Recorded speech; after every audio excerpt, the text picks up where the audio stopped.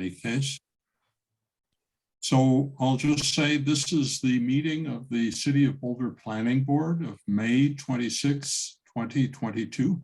And we'll start out with Sarah providing the rules of the road for running this meeting. Thank you so much. Good evening, everybody. My name is Sarah Huntley. I'm the Director of Communication and Engagement, and I'm your Zoom host tonight. You won't hear much from me, but I did want to just share my screen briefly to go over some public deliberation and discourse guidelines that the city is recommending for this meeting tonight. If you could bear with me for one moment while I try to share my screen.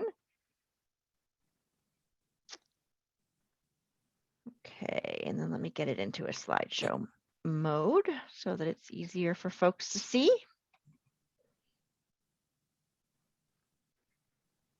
Okay, so as I mentioned, I represent the City Department of Communication and Engagement, and we have been working over the past 2 or 3 years with the community to develop a vision that really promotes productive, meaningful, and inclusive communications and conversations in meetings such as this and a whole variety of ways in which we gather as community. The vision really is intended to support the physical and emotional safety and health for everybody who's involved in these conversations. That includes community members as well as board members and city staff, and folks of all ages, identities, lived experiences, and political perspective. More about this vision can actually be found on the city's website if you're interested in diving deeper. But we just wanted to sort of let you know that this is something that our community has developed in collaboration with staff. As a part of the vision, we have some rules of decorum that are actually found in the Boulder Revised Code and some guidelines that we believe help support the goal and outcome of these kinds of meetings. So all remarks and testimony will be limited tonight to city business. No participant shall make threats or use any other forms of intimidation against any person. There are some specific types of language and behavior that can impede the ability of the meeting to continue and be too disruptive. So obscenity, dehumanizing language, racial epithets, and other speech and behavior that is disruptive to the meeting is prohibited. And as I mentioned with the one phone caller tonight, we do require participants to sign up to speak using the name they're commonly known by, and that we have to have that name registered in the list of people participating in the meeting. Currently, only audio testimony is permitted online. When we get to a point of public participation in this meeting, there are a couple of different ways that you can indicate to the chair that you wish to be recognized to speak. So if you are on the meeting with your computer and you have your video capabilities, you should be able to see a horizontal menu at the bottom of your screen, and you'll see a little icon that looks like a hand. It says raise hand. Guess what? That's what you do to raise your hand. You just need to click on it and a hand will show up next to your name and we'll know that you wish to speak. If you are on the phone instead, you might want to use one of the options that I'm showing on the screen, which you probably can't see.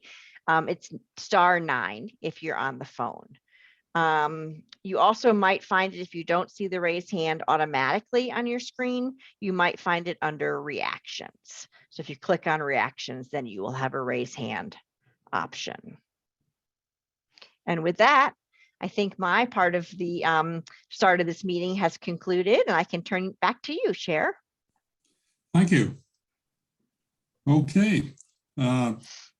We don't have any minutes to deal with tonight, so we'll move right to public participation section of this meeting. And this is the time when anyone can address the planning board on any issue they're interested in doing so, except those on which we have a public hearing scheduled for this evening. And for this evening, the only public hearing that's on the agenda is dealing with the consideration of a recommendation to City Council for annexation of land at 302 and 334 Arapahoe Avenue. So if you want to talk to us on that, please wait until we have the public hearing section of that public hearing item. But if you want to talk to us about anything else, now's the time to do it. And you should raise your hand and let Cindy or Sarah know that you want to speak now. And I'll ask Cindy to manage the public hearing section. Okay, great. Thank you. We do have one hand raised, and please keep in mind you have 3 minutes to speak. You will not have any video, but you will definitely have audio, and Sarah will unmute you when we're ready. I will display 3 minutes on my clock, where you see me will then be a clock for 3 minutes. And so we have Mr. Bob Schaefer, who has raised his hand, and Mr. Schaefer, we will unmute you and allow you to speak. Okay, and I see that Lisa Smith is. I'll bring Lisa in, and Mr. Schaefer, I have allowed you to toggle your own mute on and off. Okay, can you hear me okay? This is Bob Schaefer. Yes. Tell board, how you doing? I live in the community. I live in North Boulder, and my comments, I'll be brief. I know there's no public hearing or comments scheduled for the Raising Cane's application, but I live near the proposed restaurant that's been approved by the board. It's really, really close to me. And I sent the board an email yesterday. I read the 150-page proposal, and I'm really concerned about the hours of operation. The proposal says that the restaurant would close at 1:30 a.m. during the week and 3:30 a.m. Friday, Saturday, and Sundays. And frankly, that's unacceptable to those of us that live near that proposed restaurant. We all work, we go to bed early, right? And we get up really early. This is a residential community right behind here, this restaurant proposal. There are working families. There are people like me that work full-time. We cannot have a restaurant open till 1:30 in the morning with motorcycles, rumbling cars. We hear them off 28th Street. Those are the same cars that will be pulling in to this drive-through at Raising Cane's. So I know there's a lot of time been spent to try to address the traffic flows for Raising Cane's so it doesn't produce backup, but we are very concerned about the hours of operation. The restaurant should close at 10 p.m. Those are the quiet hours in Boulder for this community, right? Weekends, if they like to open till 11, I think that's acceptable. But 1:30 a.m. and 3:30 are completely unacceptable for us that live near the restaurant, the proposed restaurant. So I welcome any comments. I know there's not dialogue. I don't know what the rules are for dialogue, but yeah, my neighbors share the same concerns. So I'm here representing them. I'm an individual. I work here in the community. So, and I live very close by. And we know we have Rayback Collective right behind us here. I mean, they've been good neighbors. They play their music till 10 during the summer. And believe me, all of us, we don't have air conditioning. And so we have to open our windows in the summer. We hear this traffic. Okay. And we're not permitted to add air conditioning here because of the covenants in our communities around here. Okay. So we do hear this noise, this traffic, and it will be worse when we have a double drive-through that's going to be backed way back with cars rumbling till 1:30 and workers that have to work till 2 and 4 a.m. That's just not right. So that's my public feedback. And thank you for your time and your service. Okay, thanks very much. That will be considered in our next item. But do we have anyone else who wishes to speak now in the public participation section? Looks like Lynn Siegel has raised her hand to speak. I will go ahead and toggle her on. First, what's on public hearing, so I don't talk about it? The only thing I can't talk about, Lynn, is the public hearing item, which is the annexation. Annexation of 302 and 334 Arapahoe is the only thing you can discuss during this. Arapahoe. 302 Arapahoe. Oh, okay. Okay. Cindy, can you queue up the clock, please? Yes. And could you put it in a video window? Thank you. Yeah, thanks. Yeah, I want to advise you guys that you need to do per capita impact fees for every individual. Rec centers, water's the top one. Water is number one. Gross reservoir, Colorado River doesn't get to the Gulf. Water is premier. rec centers, libraries, social services, drug treatment, because the housing's so expensive. There's homeless all over the place and they resort to drugs. So that goes way up with everything. That needs to be calculated for each person before you approve any development at all. It has to be a number that you can have in that development. And it would be, you know, based on what that unit is supposed to carry. Now, what the guy on 55th, Don Altman and Michael Bosma are doing, do you know what they did at 10 something Marine Street?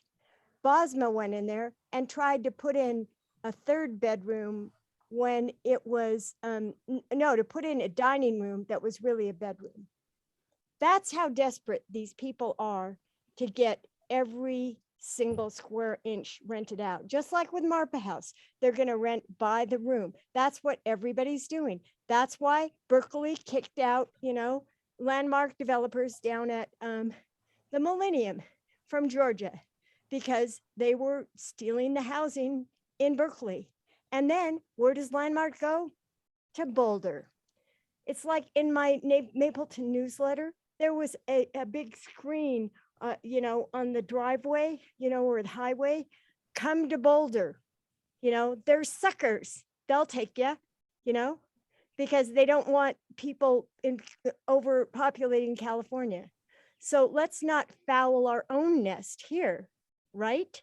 I mean, just make a number. Hey, if you want, let the citizens have a debate about it. You know, let us have a say, because hey, if you want it so that there's a lot more people per unit, then great.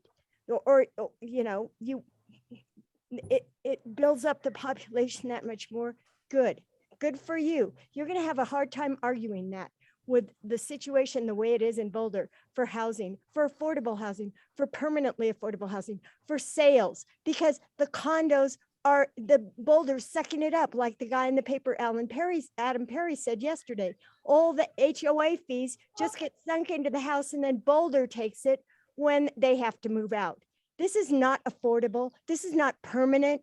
This is not helping people. It's making things worse. Each high end draws many more lower end units. Don't do it at 50. Okay, thank you, Lynn. Do we have any others who wish to speak? I'm not seeing any hands raised at this time. Okay, well, thank you. I'll bring the public participation portion of this meeting to an end, and we'll move into a discussion of dispositions and call-ups and continuations. And tonight there's one item on our agenda, and that is a use review for the Raising Cane restaurant on 28th Street. The call-up period expires on June 2nd for this. Are there any questions or ML, I see your hand is up already. Go ahead. Were you going to finish your sentence, John? I didn't mean to put my hand up that quickly, but I heard you start asking, so I figured I better find the hand. Did you have something else you wanted to add before I ask questions? Well, on this issue, I think it's clear there's a number of issues that are in question here. And so I may just take the prerogative as being chair of this board and call up this item myself for discussion in detail at a later point. So I don't even think that requires a formal motion or a second. So I think that's the way we should deal with that tonight. Okay. Great. Well, thanks so much, John. Staff will go ahead and get a public hearing scheduled in June. Okay, thank you.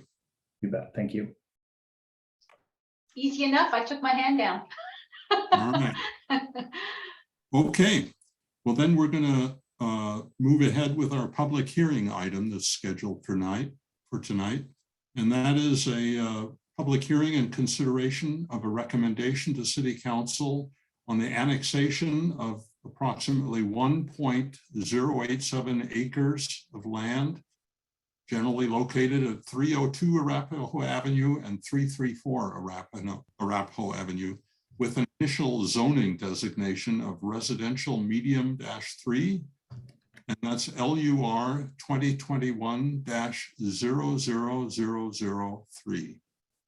And we'll begin with a staff presentation, followed by questions from board to staff, followed by any comments from the applicant. Then we'll move to a public hearing and consideration by the board. So thanks. Let's move ahead. Great. Thanks so much. Good evening, Chair, members of the board. I'm pleased to introduce Sloan Walbert, Senior Planner, who has served on the case manager on this application. She'll be presenting staff's analysis this evening. Sloan, take it away.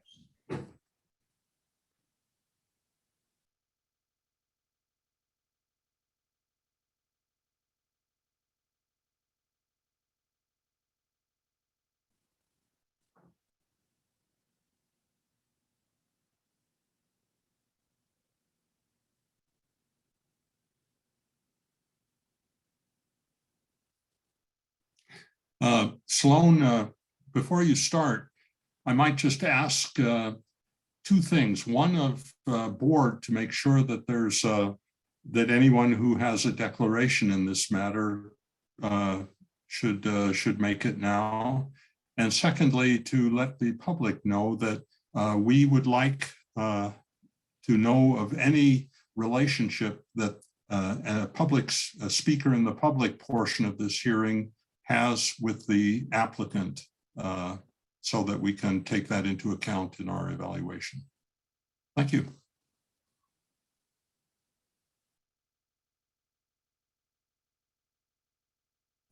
Go ahead, Sloan.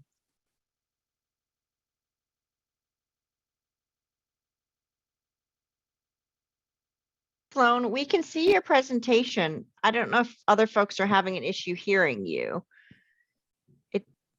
Other people can hear her fine? Okay. I Terrific. cannot hear her. You cannot hear. Oh, okay. So I can't Sloan, either. it doesn't look like you're on mute, but your lips are moving and there's no sound. So I think there might be a microphone issue.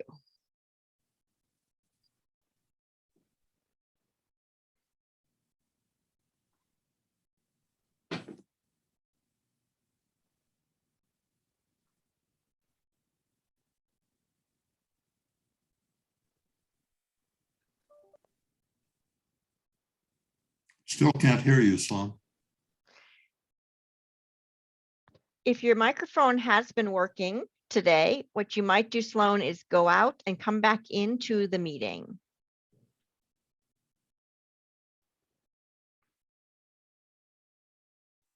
Or switch to your headset device. We're going to try the headset. Perfect. That seems to be working. All right. Oh, goodness. All right. To present without you being able to hear me. Okay. All right. Well, thanks for the introduction. As was described, the item before the board tonight is the annexation of approximately 1.1 acres of land, generally located at 302 and 334 Arapahoe with RM3 zoning. The applicant has requested annexation in order to develop the site in the city. And planning board is required to make a recommendation to the city council whether or not the annexation should be approved and the terms, conditions, and zoning that should be applied. Just as a quick overview, I plan to cover the applicable review processes, the existing context and conditions of the site, the proposed annexation terms. I'll discuss the key issues identified in the memo, and I'll end with a recommendation to the board. In terms of public comment, noticing for the application was done consistent with the land use code. In response to the public notice, staff did receive some inquiries from neighboring property owners, but didn't receive any formal public comment. Some late emails were received today, so hopeful that some of the neighbors are able to participate. If not, we will make sure to forward those on to council. So in terms of the review processes and criteria, annexation is the process whereby land is incorporated into the municipal boundaries. I'm going to spend a little extra time on this slide today since we have some new board members, and annexation is sort of defined by what I would describe as a very complex layer of laws and regulations. The first layer would be state law. The Colorado Constitution limits the authority of municipalities to annex land. Also, the state statutes limit the type of land that can be annexed. There are 3 available annexation procedures, and in this case, the applicant is requesting annexation by petition. Second, an annexation must meet the policies of the Boulder Valley Comprehensive Plan and other ordinances of the city. Specifically, the BVCP policies on annexation, limits on expansion and growth requirements. In order to reduce negative impacts of new development, the BVCP states that the city shall annex land with significant development or redevelopment potential only if the annexation provides a special opportunity or community benefit. And lastly, when a property is annexed, zoning is established according to the land use designation of the land use map in the comprehensive plan and consistent with existing development patterns. As part of annexation, an annexation agreement is required, which is a negotiated contract to establish the terms and conditions of the annexation.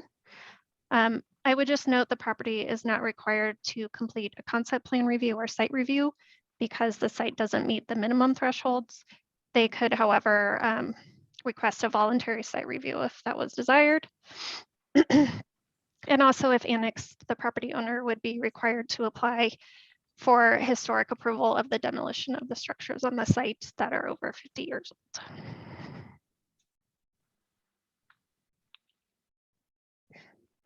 So moving on to the project site, the annexation area is located in far west Boulder, adjacent to Arapahoe Avenue. It is comprised of 2 unplatted properties.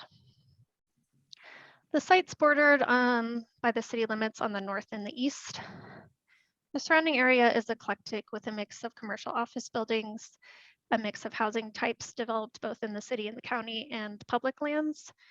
EBG Fine Park is located to the north across the Arapahoe Avenue, and City Open Space and Mountain Parks property is located directly to the south. The site is located in Area 2 on the planning areas map of the comprehensive plan, and Area 2 is the service area of the city where annexation can be considered. The site is designated as medium density residential on the land use map with a planned density range of 6 to 14 dwelling units per acre. This land use is characterized by a variety of housing types. So as I mentioned earlier, zoning is established according to the land use designation. All of the residential medium districts are appropriate within this density range. What's a little unique in this case is that all 3 RM districts are found within the vicinity of the project. The applicant is requesting residential medium 3 zoning, and staff estimates that this zoning would allow up to 13 units on the property, but I'll discuss this in more detail in a minute. So in terms of existing conditions, the parcel fronting on Arapahoe Avenue contains 3 single-family homes constructed in the 1960s. You can see one of them in the photo here. The homes are connected to city water and sewer services through an out of city permits. The applicant is intending to demolish these homes, but based on staff's preliminary analysis, they don't appear to have any historic significance. The southern parcel at 302 Arapahoe contains a single family home constructed circa 1900, but a number of additions have been made since then. This property is accessed from an unimproved access lane that is considered Boulder County right of way. The home is connected to city water services, but is on a septic system. This site's constrained by an abundance of large mature trees. There is some steep topography on the southwest corner, And there's also the crossing of the Anderson ditch, which you can see in this photo. A historic survey was requested by staff based on the vintage of the structure. And based on that historic survey, it was found that the structure lacks architectural integrity due to those modifications made. There also wasn't any evidence that the structure was associated with an important historic event or person. So as you can see sort of in this bird's eye view, the site sits on that northern flank of Flagstaff Mountain. And those site constraints like steep slopes and the ditch buffer and the mature trees are mainly isolated to that south edge of the site. Just to address some of the topography, the BVCP policies state that land shouldn't be zoned to allow for appropriate development.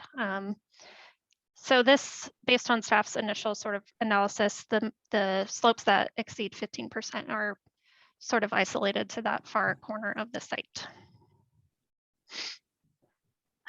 So moving on to the annexation terms, the agreement is written to anticipate future development of the property. Some of the provisions include conveyance of a ditch easement, which is approximately 45 feet in width for the Anderson ditch, dedication of right-of-way for Arapahoe Avenue, construction of a 6-foot wide detached sidewalk along that south side of this, or the south side of Arapahoe Avenue, payment of plant investment fees, and then they would be required to close and physically remove access off of that unimproved access road, which would mean that access could only be by Arapahoe. As I mentioned, development potential exists under the proposed zoning, and properties with significant redevelopment potential must provide that special opportunity or benefit to the city. So to meet this requirement, a community benefit package is proposed, which includes affordable housing constructed on site. So this chart is intended to sort of summarize some of that. Specifically, the agreement requires that all units are constructed as for sale units. 50% of new units are deed restricted affordable units. I would note they do receive a credit for the 4 existing homes. And then 50% of the affordable units would be priced to be affordable to households between 100% and 120% of area median income. And then the other 50% of the affordable units would be priced to be 120 to 150% of the AMI. Each affordable unit would need to be a townhome or a detached single family house with a garage. There's also a defined minimum size for the affordable units and a maximum size for the market rate units to ensure sort of long-term affordability of all the units. But I would just note that Michelle Allen from Housing is on the call if you have any questions about the affordable housing requirements. So moving on to the key issues, the first being whether the annexation meets state law. Staff finds the annexation petition is consistent with the statutory and constitutional requirements. The site meets the required 1/6 contiguity to the city. There's also a community interest to annex the property, and the area is capable of being integrated into the city of Boulder. In terms of policies on annexation, as I mentioned, the site is eligible based on its designation as an Area 2 property. Staff finds that proposed affordable housing provided at time of redevelopment would satisfy the requirement for community benefit. And I would just note that the annexation is consistent with the city's overall housing policies. Development of the site would add to the housing base of the city and result in for sale permanently affordable residential units. It would also address the need for more ownership opportunities in the city, which is in line with the middle income housing strategy. Also consistent with this housing strategy, the agreement would limit the size of the market rate units and require that all units be for sale. So in terms of zoning, as I described, the property is designated as medium density residential, and all of the RM districts are appropriate and also found in the vicinity. So just to sort of do an overall analysis of the 3 options, the adjacent property to the east is zoned RM1. The RM1 district is more restrictive in terms of the allowed intensity or density, but permits a larger variety of uses, either by right or with a use review. Based on staff's analysis, in the RM1 district, this site would be limited to approximately 10 units. The RM2 district is more permissive in terms of allowable intensity, but is more restrictive in terms of the allowed uses.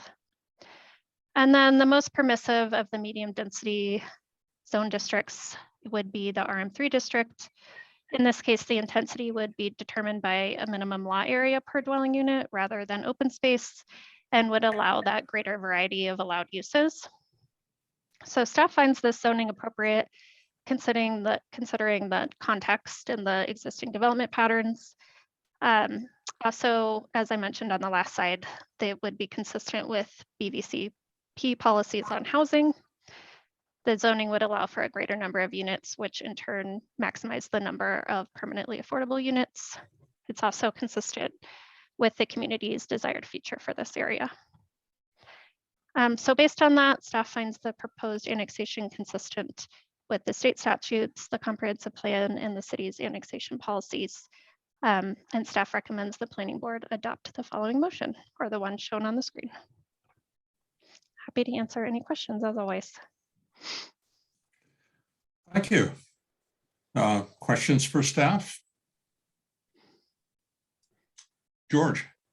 Yeah, I had a question regarding when you put up that slide around the 120 to 150% AMI. I wanted just to understand, what does that mean in dollars? So I'm trying to, could you translate that slide and what it would actually be in a for sale environment? Michelle would be best to answer that. It looks like she's trying to get on. We have Kurt Fernhaber on the call as well. I'm showing my video on, but I don't see myself. We can't see you, but we can hear you. Huh. No, Michelle, your video is not on. This is Cindy. Oh, I'm sorry. There we go. There you go. Okay. Michelle Allen, Housing and Human Services. So we have 3 tiers of middle income homes, and we price them at one price, and then we income qualify prospective buyers at a higher level, and that creates a band of possible buyers. So we have enough buyers for the homes. Because if we price them at, for example, 100% AMI, and then we income qualified at 100% AMI, we'd have a very narrow bunch of people that could qualify. So we always do that. We do that with all the for sale pricing.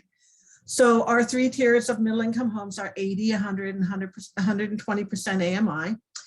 And so the 120, 150 is that the price would be set at 120% AMI.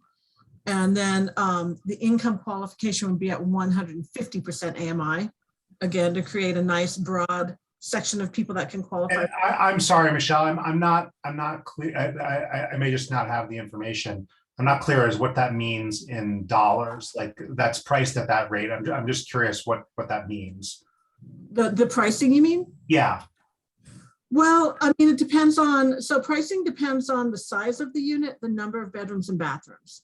So I think a rule of thumb, you could say 100% would probably be in the 400s, probably the mid 400s. 120 is going to jump up to maybe 500, maybe around there. Yeah. If it's that's helpful. It's helpful. It won't be I was that just high. trying to get context around that. Yeah. And are there just as a follow on to that, because price is one thing and we're seeing mortgage rates increase pretty rapidly. So I'm curious how that works in this environment. Is there assistance around that, or could you explain that a little bit? Well, the way pricing, affordable pricing works is that we recalculate it every quarter, and it is very sensitive to the going interest rate. We do an 18-month trailing average interest rate, so that kind of takes out the ups and downs in the interest rate market. But we do it, we want the buyer to be getting a mortgage in the same interest rate environment that the pricing was done in. So that's why we do it pretty often, every quarter. And if interest rates go up, it's an inverse relationship. Actually, affordable prices go down because we want it to be affordable to a certain income of people. Does that make sense? Is that Yeah, totally. That's exactly. I was just trying to get more information. I really appreciate you walking us through that. No problem. Okay. Sarah? Michelle, don't go away because my question is also for you. It felt nice to see you. I'm not going, I was going to bring up my pricing sheet. Okay. I'd like to know the sheet that'll apply. So I want to sort of a follow-up to George's question that has to do with trying to understand how the deed restriction process works in a mixed development like this. And who is there oversight on application of the deed restriction after the initial sale?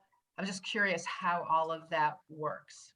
Yeah, sure. Not a lot of people know how all that works. We actually have 4 people in our home ownership group. They income qualify both the initial buyer and all future buyers. So these units are tracked in perpetuity.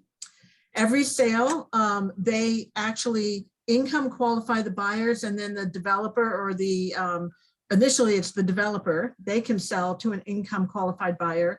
On a resale, the person owning the affordable unit also has to go through our program and sell to an income qualified buyer. So they are at the closing, they're making sure all the affordable documents are in place.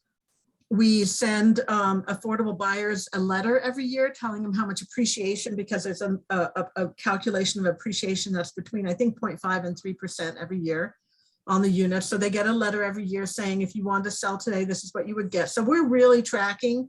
We're also doing compliance to make sure that they're not renting the unit outside of the program parameters. That's not allowed. So yes, and we do legal documents to make sure that nobody can like sneakily sell the unit without us knowing about it. So we're pretty on top of that. We've been, yeah. Great, that's really helpful. And if I could just follow up, I realized that we don't know, it was what Sloan wrote about the affordable units were going to be townhomes or detached small homes. Does that mean there won't be HOA dues that could conceivably, like, how does that factor in if in fact there end up being HOA dues? So first thing you should know is that the affordable price assumes a kind of an average HOA amount in it. It's a reverse mortgage calculation that has an assumption around HOA. So there's a sort of a credit to the buyer for HOA fees. It's not on top of their affordable payment. So that's number one. And it really comes down to how the project ends up being developed. Are there common spaces that need an HOA to maintain them? That's usually what it comes down to.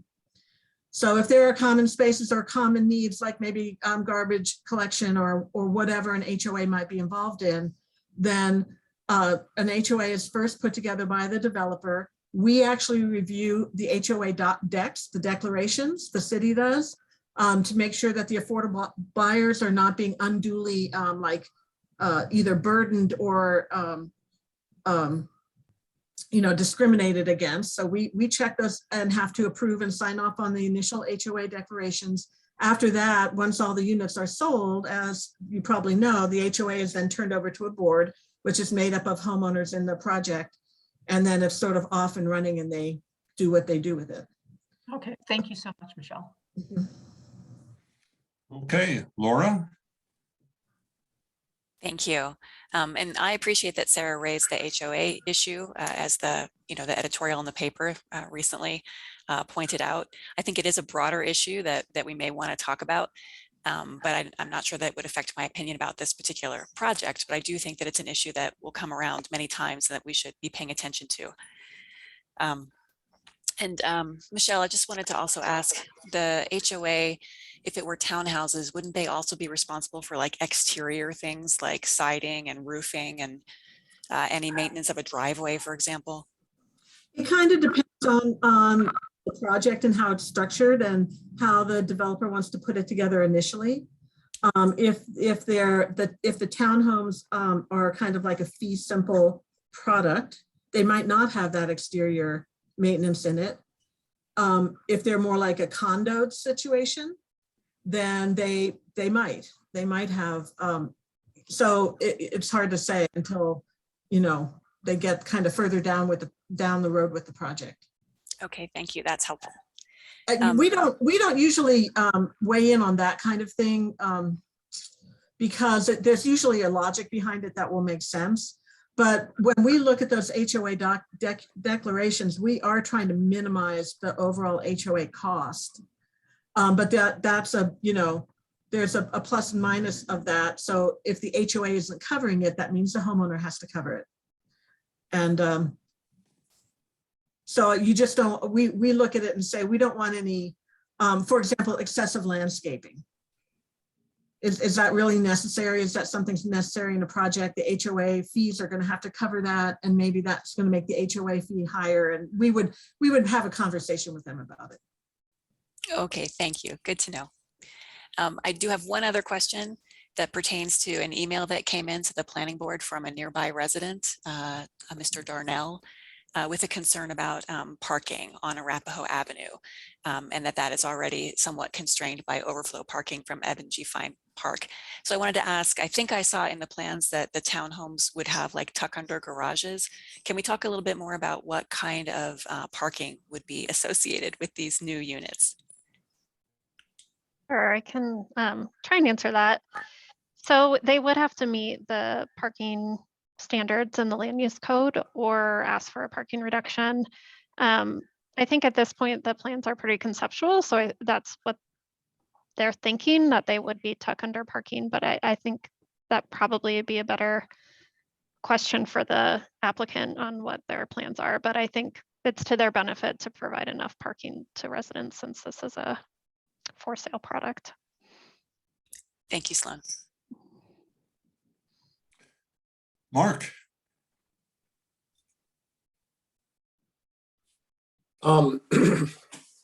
Maybe I'm missing something, but the math associated with the number of units for the permanently affordable perplexes me. We have 13 units, 50% of which are to be permanently affordable. So 50% of 13 is 6.5. And let's say you rounded that down, that would be 6. But in the document, in the packet, I keep counting 5. Am I wrong? Am I missing something? What's going on there? Sure. I mean, I think I can answer that. So as part of the negotiation of the annexation terms, we are allowing them to take a credit for the 4 existing homes on the site. So it's 50% minus that credit. And that, so if they were to develop with 13, yes, they would have 5 affordable units. Okay. All right. So that's,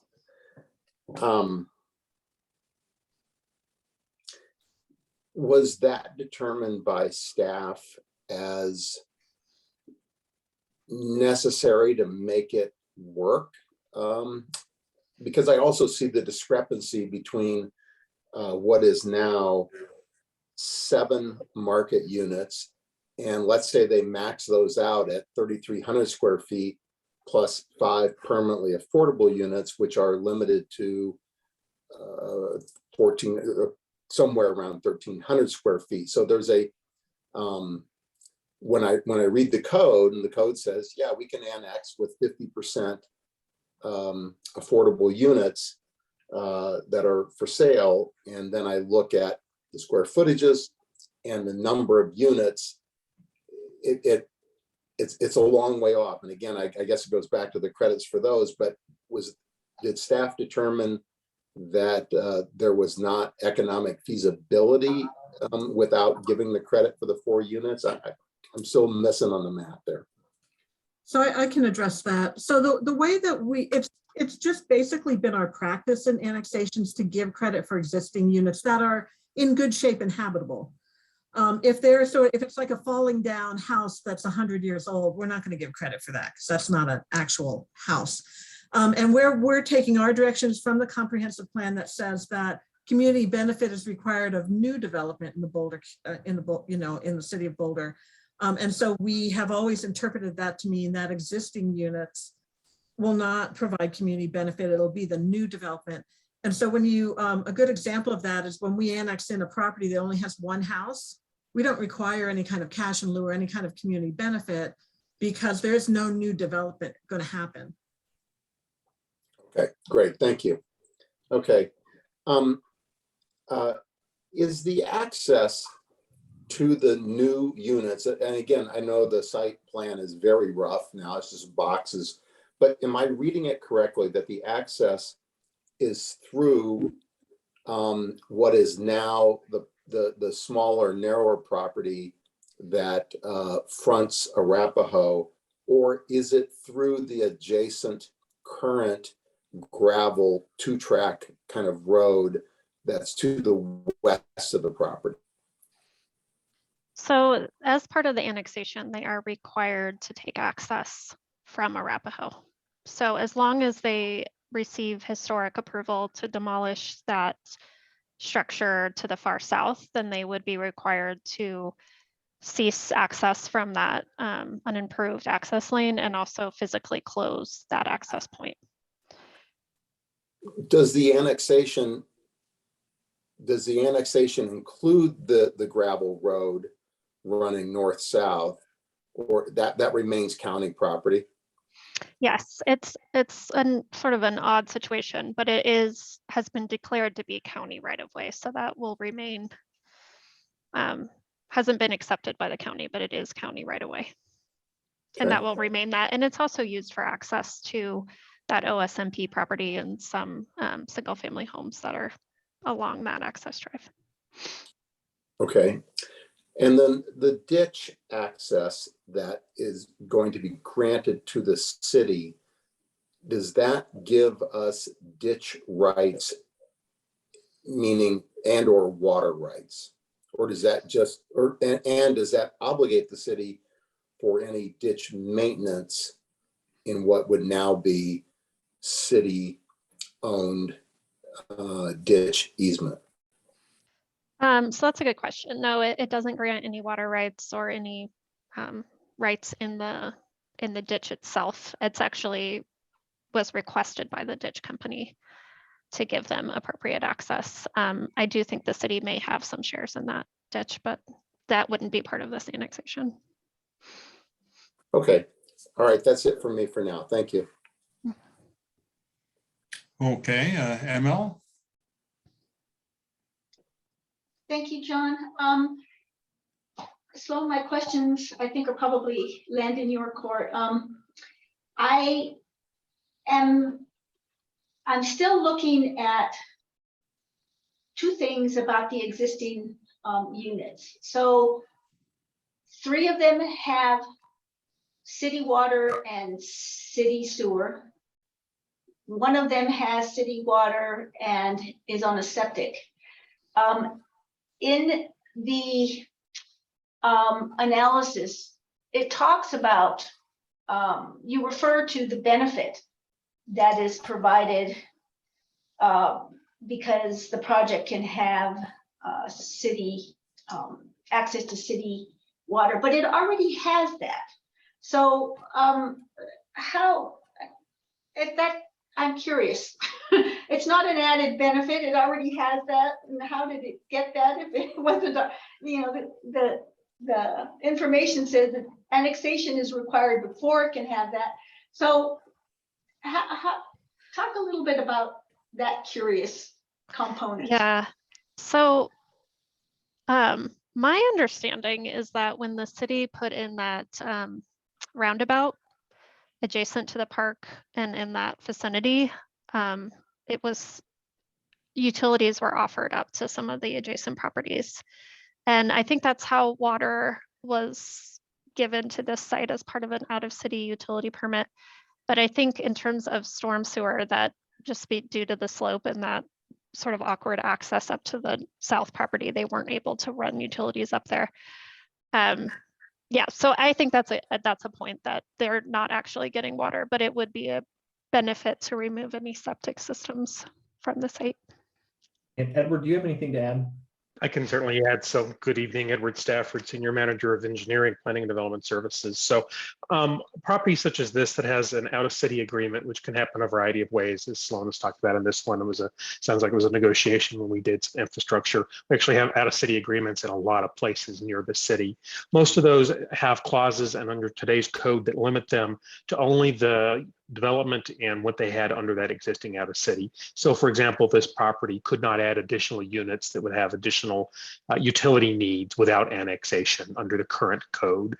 There was a time many decades ago when that was not necessarily always the case, and depending on these negotiated cases, but under today's regulations, they would be limited to really what they have is all they could get unless and until they annexed. Thank you for that. I appreciate the clarity. So back to these same 4 units. I understand, I think I understood what was said, that the history of the city is to exempt units that are not habitable. And no, wait a minute, opposite.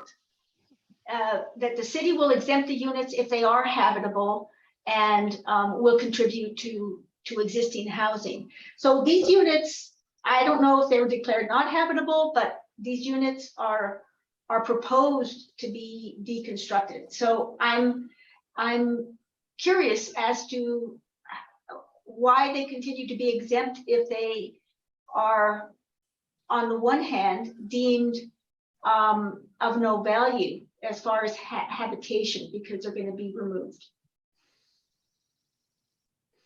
Yeah, so I think what Michelle was trying to describe is that the comprehensive plan says that you have to provide community benefit for the portion of the development that's called new. And that's why we exempt those 4 units that are existing. Yes, the actual units will be removed, but since they are removing 4 units and replacing it with 4 units, we're exempting those 4 units.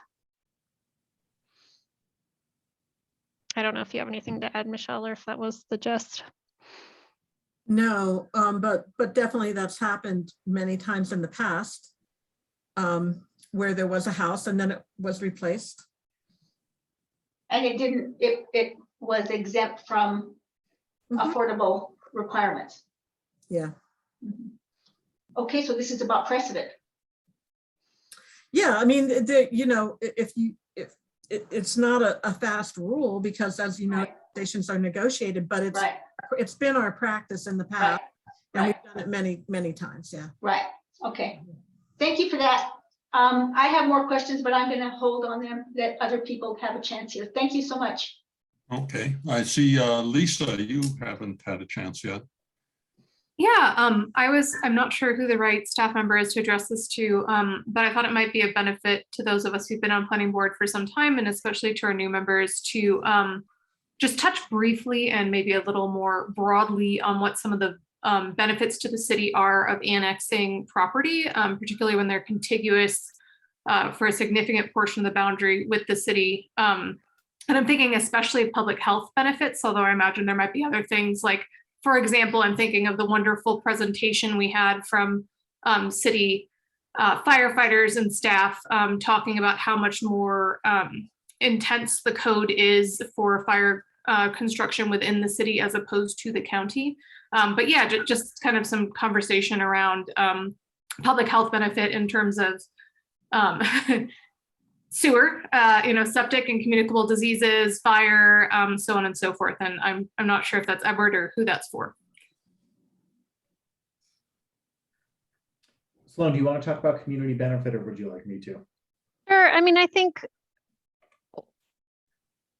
really in terms of visioning what areas of the city should be available to be annexed or should it be encouraged to be annexed, that's all done through the comprehensive plan policy or the updates. So if a property is designated as area 2, that is basically saying that we encourage and expect that property to annex within 3 years. That doesn't always happen, but that's the intent. And I think you're right there. There's a lot of benefits to doing that in certain cases. If it's already part of the developed in an urban manner or can be developed in an urban manner, then there's benefits there. Also, yes, there's obviously public health benefits to removing failing septic systems, which we get a lot of annexations in that case.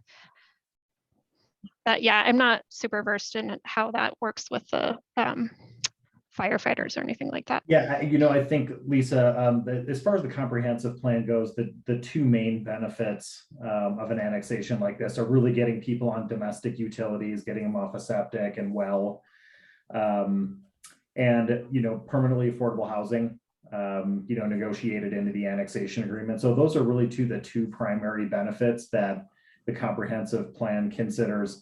I would absolutely agree with you, though.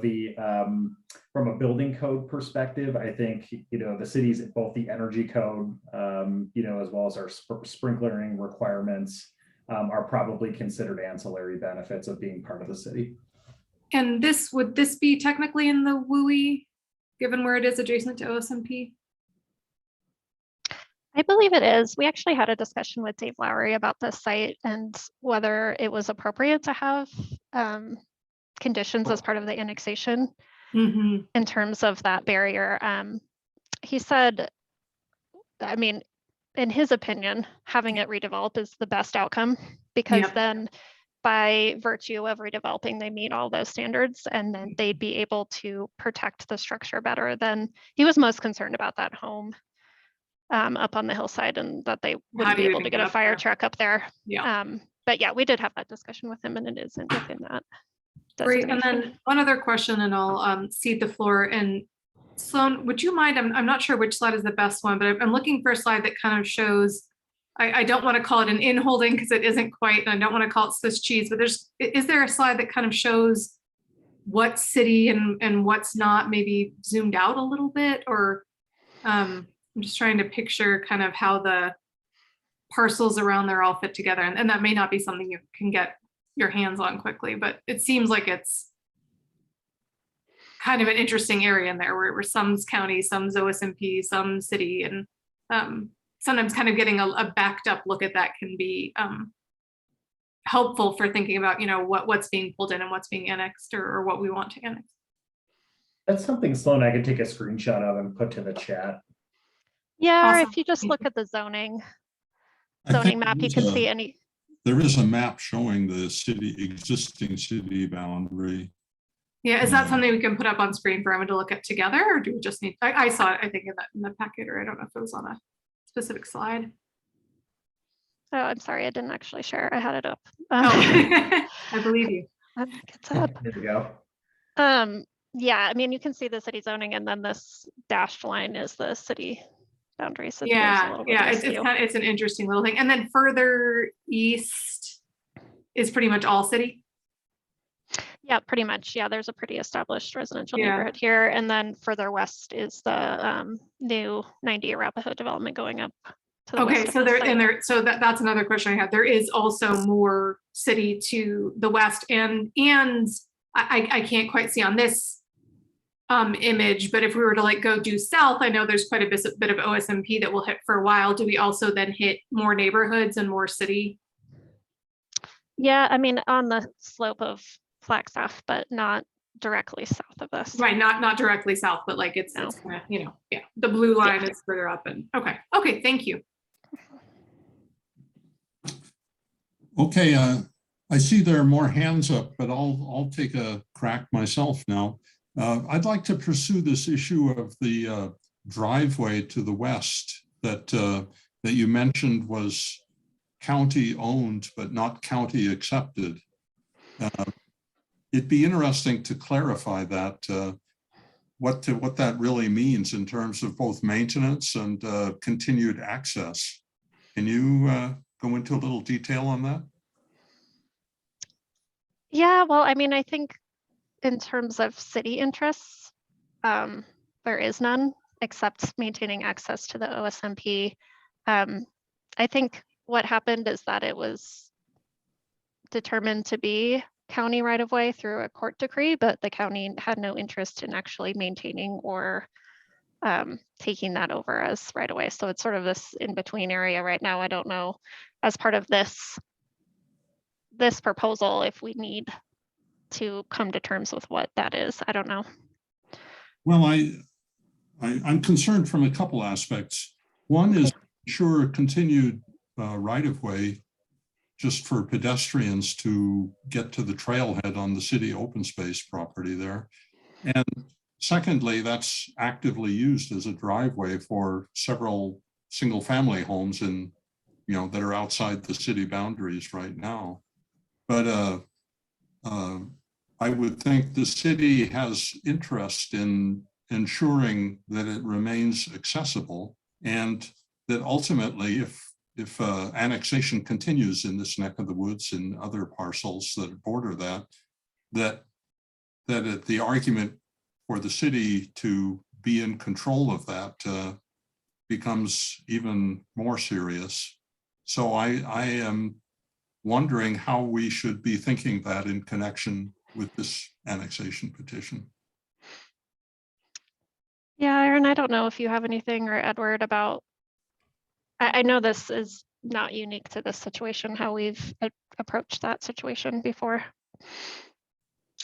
Certainly, I can talk a little bit, and Aaron, if you want to add. So we did have a conversation with our partners in both transportation and mobility in the open space and mountain parks on this application to understand the desires and needs of that particular right-of-way, which Sloan is correct, is unimproved to any county standards and now therefore hasn't really been accepted by the county.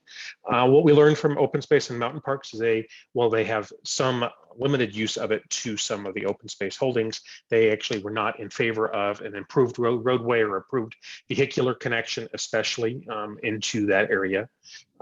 Transportation did not see it as serving a city community need, especially as you've highlighted well, John. It does provide driveway access to might be two houses in there.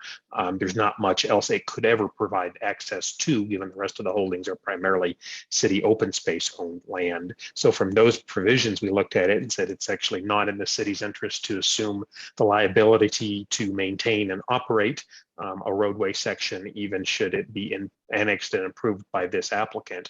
And therefore, we did not encourage or require that it be included in the annexation, nor turned into a city transportation roadway facility. So even the concern of potential fire access is not of interest to the city. I mean, I was just up there today walking around, checking it out, and that was the first thing that came to mind to me was the value of that, just to get a fire truck in there if necessary. It was not raised through our partners with fire that I'm aware of, and in our discussions open space, they did not see that as a pressing need or reason that we should annex or take control of that unimproved right of way. Okay, well, thank you. All right, let's see. Aaron has some thoughts there, I guess. Good evening, Board. Erin Poe. I'm here on behalf of Hella Panawig for the City Attorney's Office. And I believe if we needed that roadway, instead of getting it through this annexation, we would be able to have an intergovernmental agreement with Boulder County if in the future we wanted to do something more with that roadway. But at this point, you haven't had any discussions with the county about that yet? Not that I'm aware of. Okay, thank you. Sarah. Thanks, John. So I have two questions, one of which will be for Michelle and one of which will be for Sloan. And I'm going to start with Michelle. I'm trying to understand the staff assumptions about the maximum, the designation of the market rate homes that could maximally be 3,300 square feet as meeting the city, one of the two goals of the middle income housing strategy, particularly and I'm quoting here from the packet, market rate middle income oriented homes affordable to middle income families e.g. attached, missing middle, potential for future ownership and tenure. I get the ownership, but I did a tiny little bit of mathematical calculations, and at the current rate of sale price of $435 per square foot in Boulder for residential homes, a 3,300 square foot house would actually sell for $1.7 million.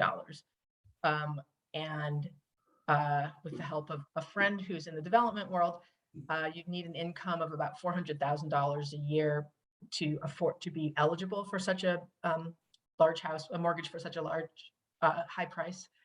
So I'm just trying to understand how staff reached the conclusion that a house with that large a square footprint would really meet the market rate middle income needs, since our median income in the city for a family of 3 is $105,000. So we're looking at the affordable product as being what is going to help us meet our middle income goals. Okay.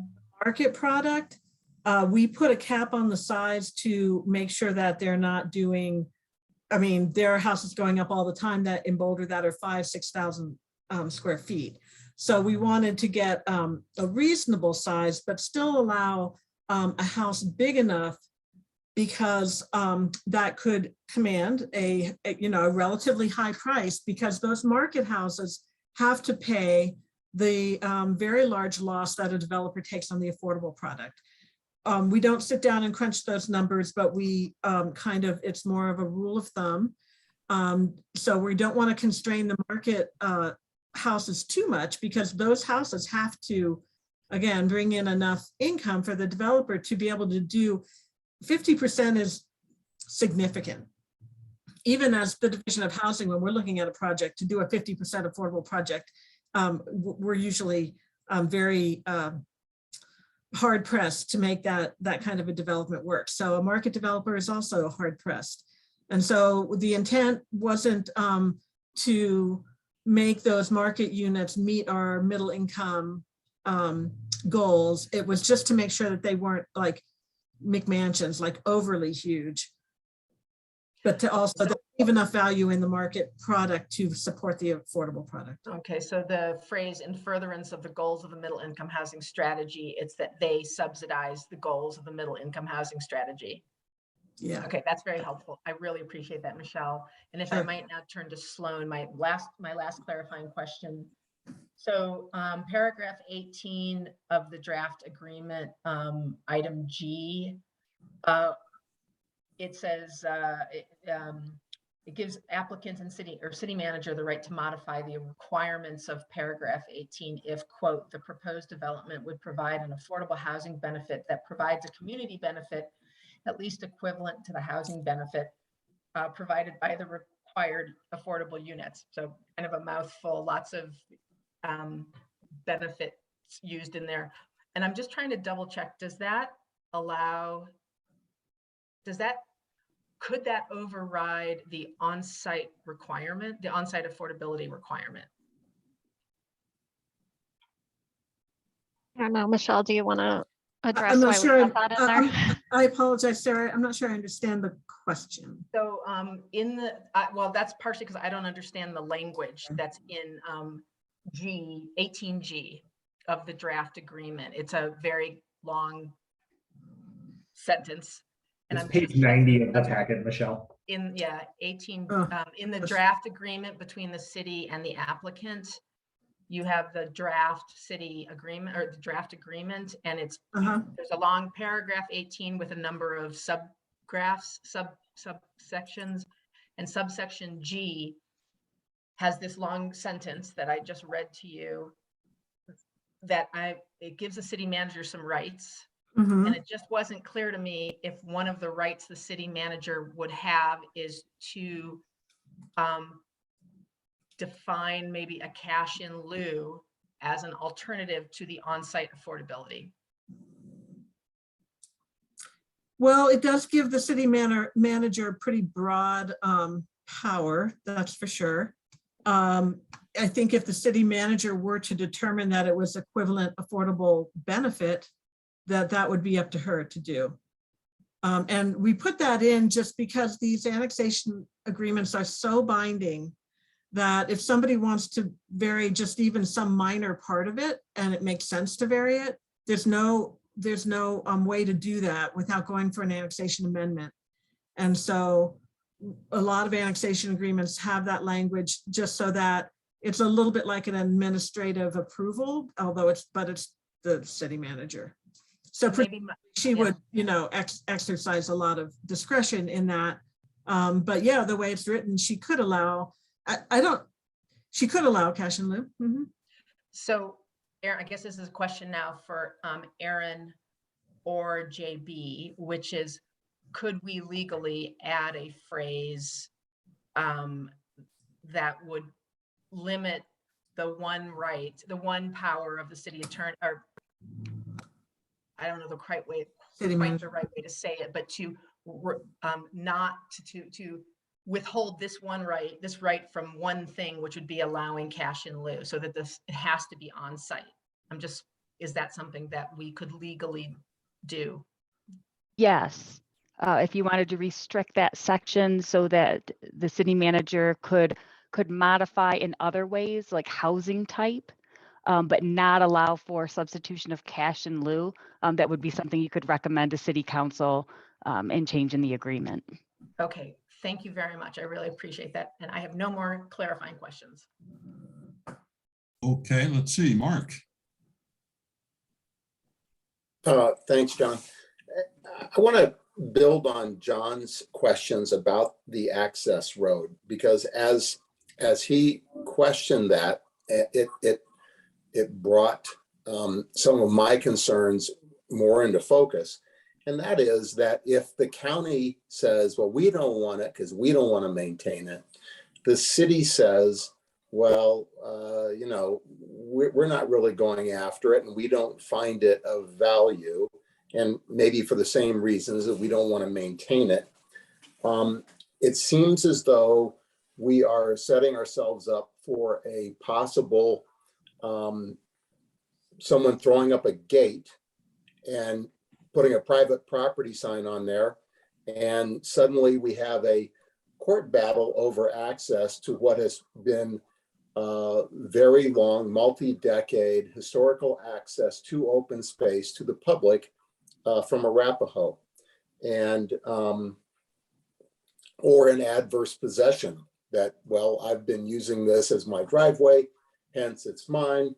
Anyway, it seems as though this is the time for the city to either say, yeah, as part of this annexation, we're going to take this over. And that doesn't mean we need to pave it and curbs and gutters and stuff.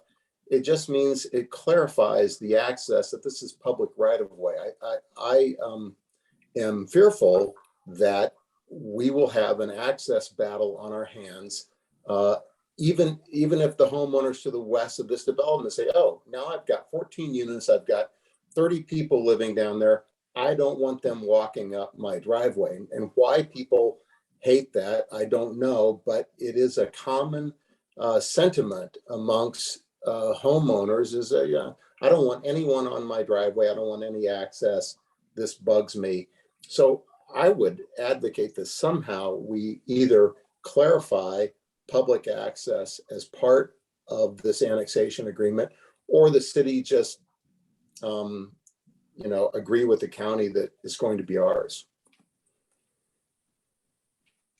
Okay. That wasn't a question, I'm sorry, but that was more of a statement, and maybe that should come later. But if anyone in planning has a comment on that, that would be great. Yeah, let's, I would enjoy some staff response also on that issue. Certainly. So what I would encourage, if you see a need that needs to be a city facility and the liabilities associated with it, whether improved further or not, if it's in the city, and as part of right-of-way, we have a responsibility to it. The only really provision or way to do that through this that I can see, and Aaron may want to chime in, would be to recommend that it be added to the annexation. That would mean updating annexation maps and other processes that that then would create a city facility there, because the applicant here does not actually have ownership of that and is not in control of or have an interest. You could not do something in the annexation agreement that would spell anything out with that, because that agreement is with this particular applicant and property owner.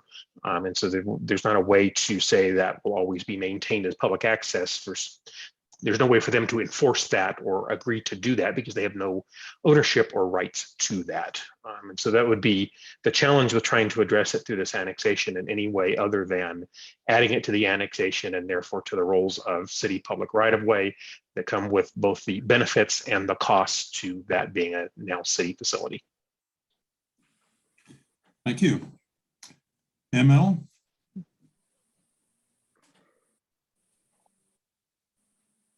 Thank you, John.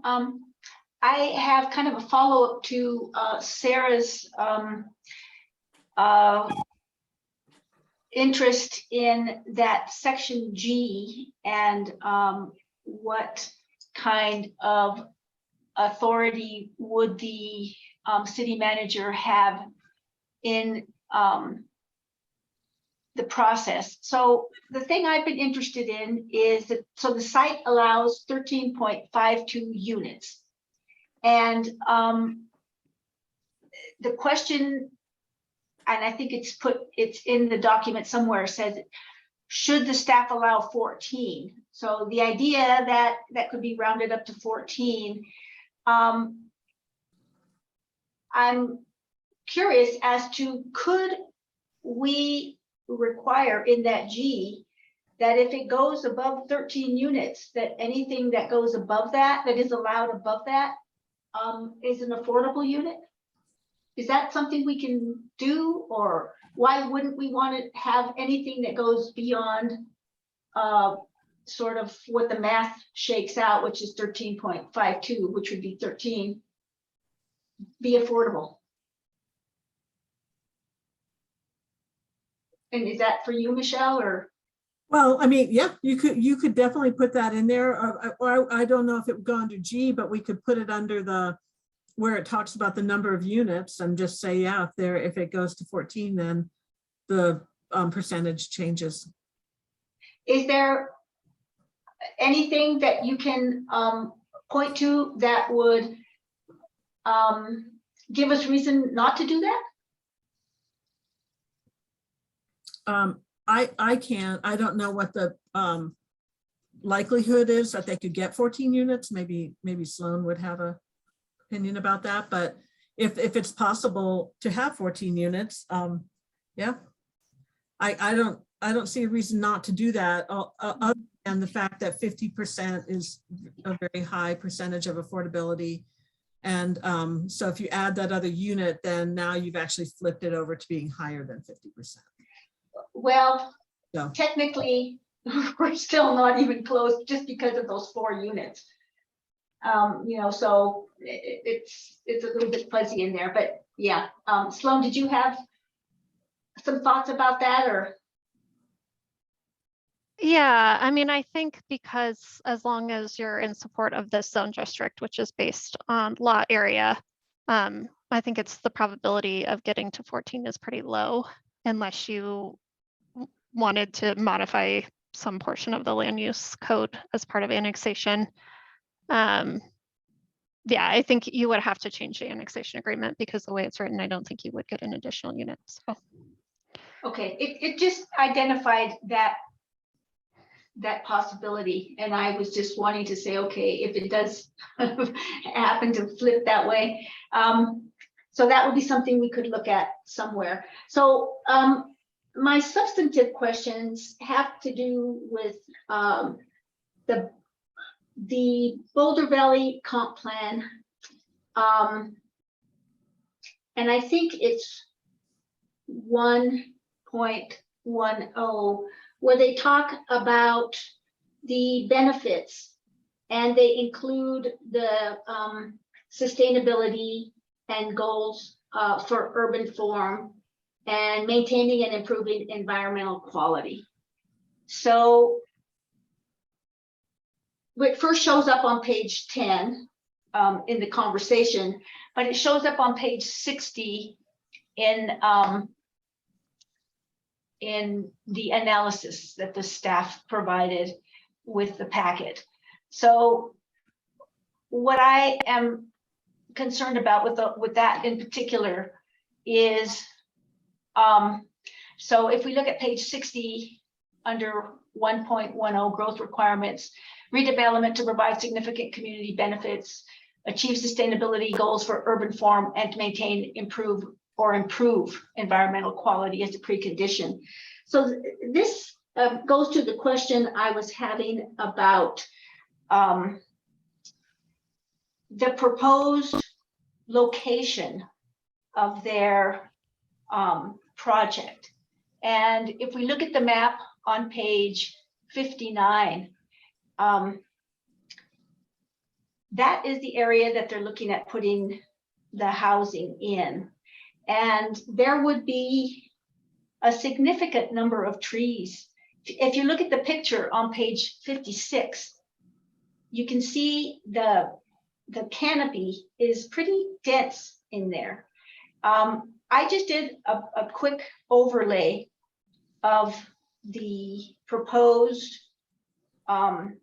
layout onto the site that shows the tree inventory. And I think that this is just under the footprint. I think there were 26 trees that would be removed. And that doesn't count, what is going to be influenced by the construction adjacent and outside of the footprint. So when I had asked the question, before, it seemed like you didn't think that there would be many trees impacted, but 26 and pretty significant trees would be impacted. How does that speak to that part of the Boulder Valley Comp Plan that wants us to maintain and improve the environmental qualities? Sure. I think what's hard about making a determination on that is without a tree survey and a determination from an arborist, it's really hard for us to tell whether those trees are even worthy of preservation species, or they're past their life cycle, or they're just not really desirable trees. I know a lot of those are pine. So I'm not discounting that trees would be removed. I think it's just hard to evaluate what the environmental benefit of those trees are without knowing that, right, evaluating each tree individually. And then a lot of times when you redevelop, they plant new trees that meet our standards, which in the long term actually improve the urban canopy. Well, I mean, just the whole carbon sequestration of existing trees. I mean, I guess my question would be is why wouldn't we get, given that it's a significant impact, 26, and I looked at the caliper of these trees on this little, I'm not sure who did this inventory, just like the applicant did, where they identified the caliper of the tree. These are mature trees, and wouldn't it behoove us to have an actual understanding of what environmental impact is going to be as a consequence of this proposed, the concept that they have proposed to build in that area? I think it's going to have a significant environmental consequence that would warrant some attention. Lisa, do you? Yeah, I I don't want to cross over into discussion, so I'll just be very brief and let staff speak in a moment. But I just wanted to speak to two things. First, I actually very much agree with you. And I think this was one of the things staff proposed as potentially being something we might put into, future review of various things that show up in front of us. So that was more for use review and site review. But I hear where you're coming from. I will say from a climate perspective that there is actually a confusing and somewhat disturbing reality that young trees are worth more for carbon sequestration than old trees. And so, depending on how you weigh it and how you look at it, you actually, planting a young one that's going to live for a long time, and depending on whether that was even an area that was wooded, it just gets very complex. So I think that actually supports your argument that it'd be nice to have review. And then one other thing, and totally these are topics for discussion. I think right now we're focusing on asking questions. Okay, let me say one more thing, John. It's putting a burden on this applicant and this particular item that we don't put on anyone else. We can talk about that in discussion. ML, were you?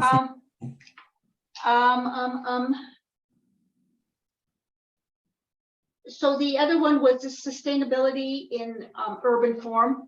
And what Boulder Valley Comp Plan has to say about that is that we provide dense, a dense solution in a sustainable development. And this is a not really dense solution. So I just wonder if staff has, where are you? Sloan went away. I see your name, I don't see your picture. What are your thoughts about the project in relationship to that kind of Boulder Valley Comp Plan consideration? Sorry, I lost my connection, so I'm. Oh. Did you hear the question? Yeah, it looked like she froze, ML, but I'll take a cut at it. I mean, at the end thanks, of the day, Charles. you bet. We're limited by the Boulder Valley Land Use Plan and the density that's prescribed under the zoning. So part of the analysis that we've done is how can we honor that goal or policy in the comp plan, looking through the lens of the limitations of the land use map and the zoning that we have to offer. So in this case, the medium density residential zones, we're recommending the most dense of the three, I think primarily based on the permanently affordable housing benefit that'll be derived. And is that associated with the FAR? I mean, density tends to talk about the footprint, yeah? In this particular case, I think these zone districts are limited by a minimum lot area per dwelling unit. And I'm trying to scroll up, and of course, my computer's locking up on me. Right, so density in the RM3 zone, which we're recommending, is determined by a minimum lot area. So 3,500 square feet per dwelling unit, which nets out to a maximum of 12.4. We're rounded up to 13 units. So the FAR is, what would the FAR be on this? So I don't think that this zone district has a prescribed maximum FAR. The density control really is 3,500 square feet per dwelling unit. So we could have a more compact footprint and still meet. I guess that's what I'm talking about when I'm thinking about this sustainable urban form, where we remove the burden of spreading out on the property and instead bring it into a denser footprint, which will have an impact on the trees and on the grading and on a lot of things, because we have a site that has existing circumstances that if you spread out and take up the whole site up there like this one does, it's a different impact than if you stack your units. Sure, and that's absolutely something that we would have to perform an analysis and subsequent processes, be it site review. But I think the constraints on the property with the grade and access are almost going to lend itself to more compact urban form. I don't know that just, by virtue of the constraints that exist on the site that you could really sprawl out and build corner to corner. So you're saying what it is that we have before us is also very conceptual at the annexation phase. So it's tough to make that determination. It might also be a great question for the applicant's consultants as well on how they plan to arrange the site to address that. Right. Thank you so much. Kurt, did you have something to add to my questions? I know, John, I'm overstepping my boundaries, but I see Kurt's hand up and I know he's in housing. Go ahead. Yes, I did. Thank you, ML. Yeah, so first of all, Michelle, great job on the answers. But I just wanted to add a couple things both to yourself and Sarah. So as far as your question about adding an additional unit, and could an additional unit of affordable home ownership be part of the agreement? I think it's extremely unlikely that the developer would add another unit that would have to be affordable. It's an additional unit that they're going to lose money on, and probably to the tune of, I don't know, $100,000 or $200,000 that they would lose simply by building it. I think so. The paragraph that Sarah mentioned gives the city manager authority to modify the agreement, and it really talks about something that's equal. And if you left it the way it was, and they were able to add another unit, which it also doesn't sound like they can from Sloan's point of view, but if they could add another unit, then the city manager, under that paragraph as it's written now, could actually say, well, you've added another unit. We're not going to get another affordable unit out of this, but let's get some cash. So as it is probably more beneficial to the city. And if there was an opportunity, it would create an opportunity for another unit from a developer standpoint as well. And then as far as switching to cash in lieu, technically they could do that. However, we wouldn't see that as a similar community benefit. In our community, for sale housing is sort of very high on the list for community benefit, particularly for annexations. So if they decide to go to cash in lieu, we would likely ask them to do an annexation amendment, which they would likely be unsuccessful with. So I'm not sure if there's real benefit in that either. I just don't see that outcome occurring, and it wouldn't benefit the city to go in that direction. Thank you. Lisa, you've had your hand up for a while. Oh, it is an accident. Thank you for calling on me, John. Oh, okay. All right, I have a couple questions for staff myself. One is with respect to the concerns about the driveway along and access easement along the west side of this. How would you suggest that we address that concern if a majority of planning board feels that is a concern? And this may be a question for Aaron or Sloan or. Well, I think it's probably a combination of Edward and Aaron. Yeah, I'll go back to my previous statement. If it's something you think should be addressed in here and therefore should be part of the city, then I would suggest you make a condition. And Aaron may have to help with this because I don't know whether we can do that in an annexation to go forward to council or whether we would need to renotice, but that you would want to see that right of way made a part of this annexation and included in the annexation map so that it would then become in the city's jurisdiction. So would an option be to, as part of our recommendation to council, be that they initiate discussions with the county to take over ownership and control of that driveway separate? Because it's not obvious to me that this is something that the applicant can deal with. I think you could certainly make a subsequent motion to do that to council. I wouldn't put it as a condition or a portion of this particular application. It's a separate and independent issue that you could advise council what you believe should happen, and then council could react depending on what they want to do with that. Right, and then direct staff if they agree. Okay, Aaron, you're nodding your head. I agree with that. I think if you made the recommendation to council, probably the easiest way for them to do it would be through some sort of action with the county, be it an IGA or an annexation, that would not restart this annexation with a petition and notice again. Okay, thank you.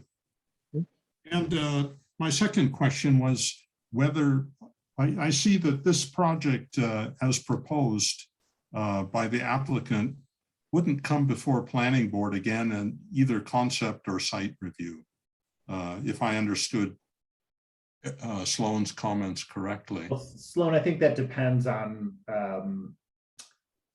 how they choose to develop, correct? Yeah, they're not required to. They're eligible for voluntary if they wanted to take advantage of that. Right, so if they wanted to modify any standards, you know, to maximize the density on the property, they would have to undergo a site review. Right, so my question is whether that could be a condition of annexation, that whatever happens here has to come before planning board in concept and site review.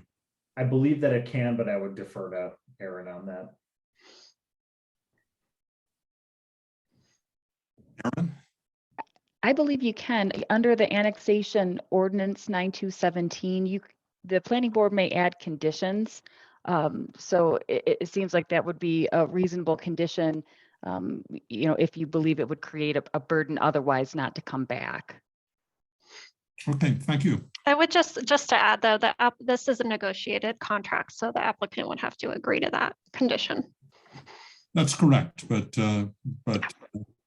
if we made it our condition, then as with any condition made by staff, suggested by staff, applicant has to agree to that also. So, thank you. Laura. Quick question about that access road that's used to access the viewpoint trail. Who maintains it now? Like who plows for snow? Who deals with potholes, if anybody, or has it just slowly degraded over time? So my understanding is it's more or less an unimproved dirt road for which there is not governmental maintenance occurring on it. There's certainly not routine snow removal or anything of that nature. If somebody was to potentially be held responsible right now, it would be the county, if somebody could enforce upon them. But I believe from what I recall during the review, they have more or less said we never accepted these improvements and are not considering this a public facility, was the county's stance. So is it basically the homeowners are doing any snow removal or regrading? That's what I would expect, is those homeowners that are using it as really their driveway are doing that. Thank you. Okay. Are there any further questions? All right. Well, I think it's time for us to move to the next phase, and that is we'll hear from the applicant.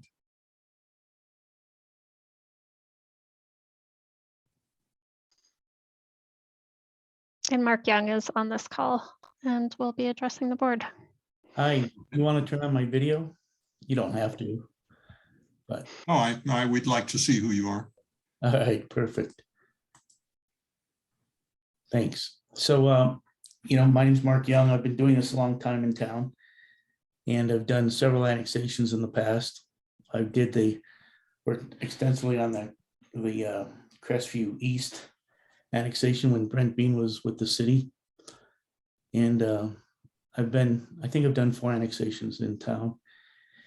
Anyway, when I first started looking at this project, I looked at it just buying 302 Arapahoe and using that unimproved road as my access and improving it.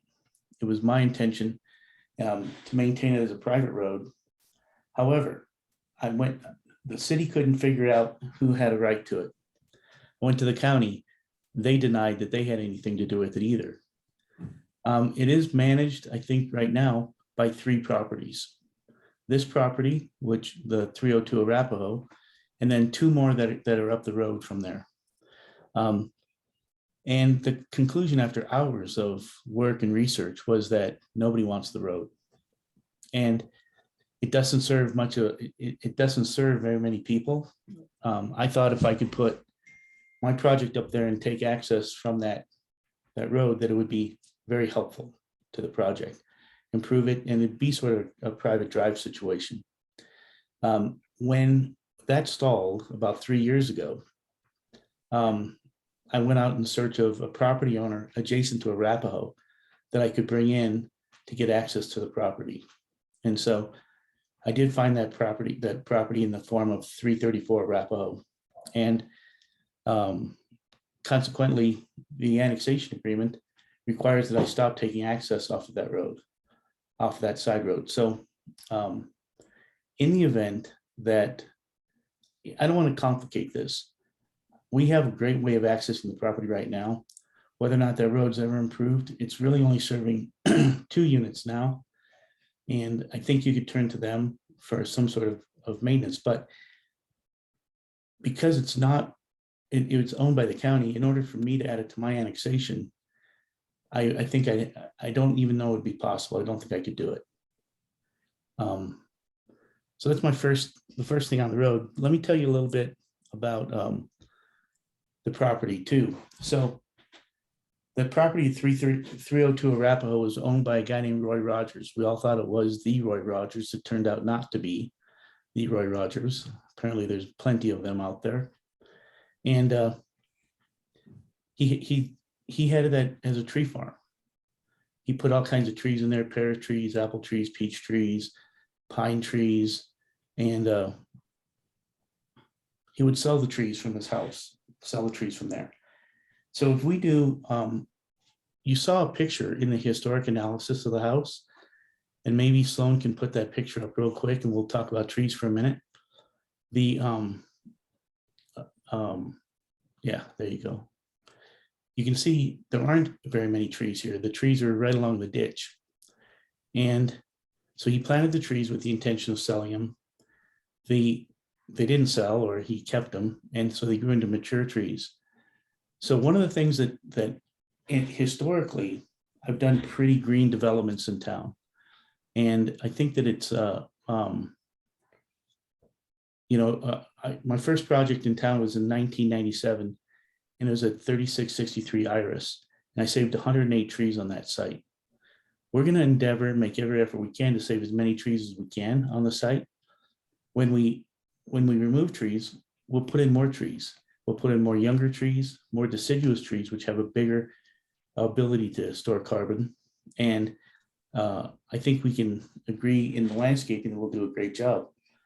The next thing I want to show you, and Sloan, if you put up that tree survey with our overlay on it. So here's the tree survey with the overlay on it. And if I can draw your attention to the ditch, which is on the bottom of the property, that's where their most abundant trees are. And then if you follow it, I'm pointing at my screen thinking you can see me. Anyway, if you look to the west side, there's also trees that run along the west side. And there's trees that run along the east side. The last property I developed was at 1912 Arapahoe. And if you get a chance to drive by there, you see I saved trees all around the site. So I want to be a good steward of the property too, maintain the trees, as many as we can. We can take, there's another exhibit that I'd like you to take a look at, which, Sloan, it would be just exhibit 2, I think. And if you can scroll down, then make that bigger. So if you look at the trees that we're going to lose, it's really, there are several pine trees, 2 deciduous trees. Probably the count was right, it'd probably be about 26 trees. Not only do we, when we improve this property, will we be required to put in street trees along Arapahoe, but we'll be landscaping this to be, a very suitable, nice project. So if we want to put in there some kind of condition that we have to do a tree review at the end, count up how many we lost, put them back somehow, put them on the lower piece or something like that, you know, 1 for 1 on the trees.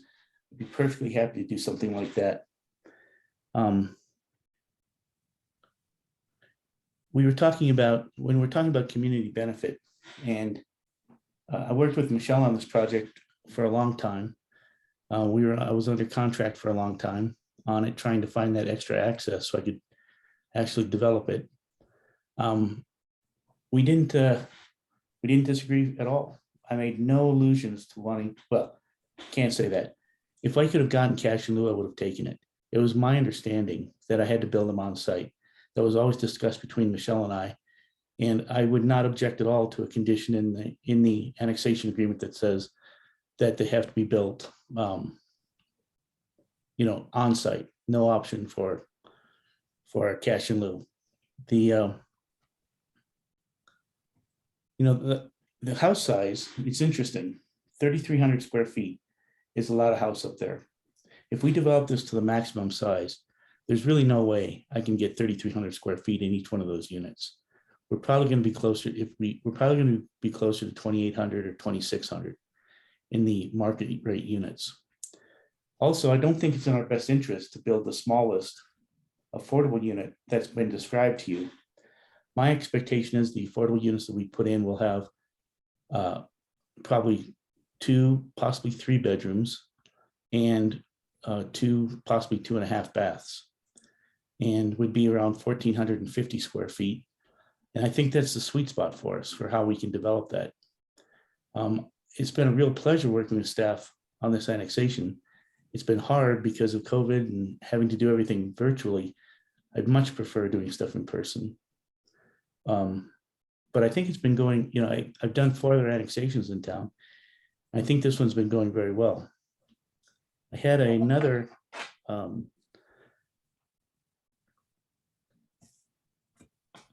so when I was first looking at this project, I thought I would probably get the RM1 zoning.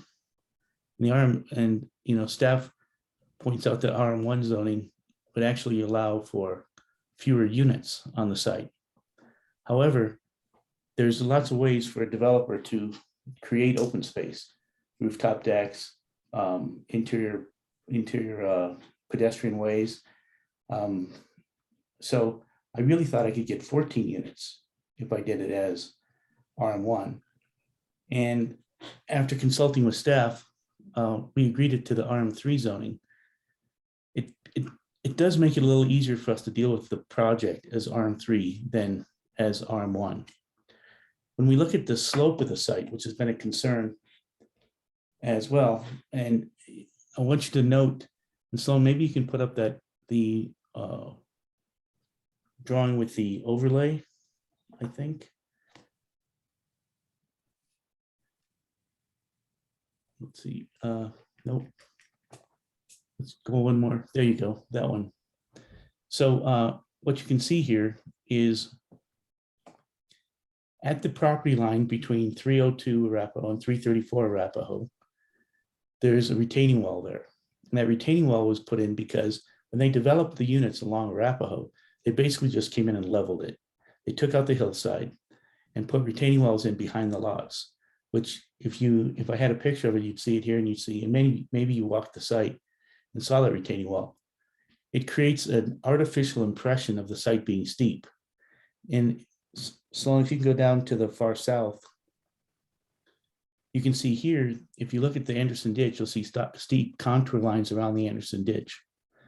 When they excavated the ditch, of course, they built up these berms on the side of the ditch. And so we have a unique situation where it appears the site is very, very steep, when in reality, if you walk the area that we're proposing to develop, it's really not that steep at all. You can go to the next exhibit, which shows the profile. Let's go, I think it's in the same group, Sloan. There you go. You can see how we're actually using the slope of the land to our advantage so that, you know, we're putting the units on to take advantage of the slope, and it doesn't have any negative impact for us whatsoever. But you can see here in the picture up above when we were talking about unit size, if these units are 25 feet wide and 37 feet deep, that's like 900 square feet per level.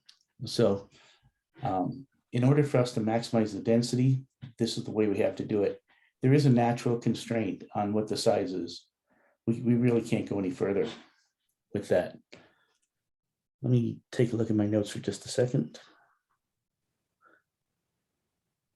The other thing, I'm sorry to be jumping around so much, but there was a lot of concern about that road. I just wanted everybody in staff to know, everybody on the board to know that in my research on that road, there is an easement that's been granted to the city for access to the trailhead. So the city is protected, wouldn't have to worry about somebody gating that.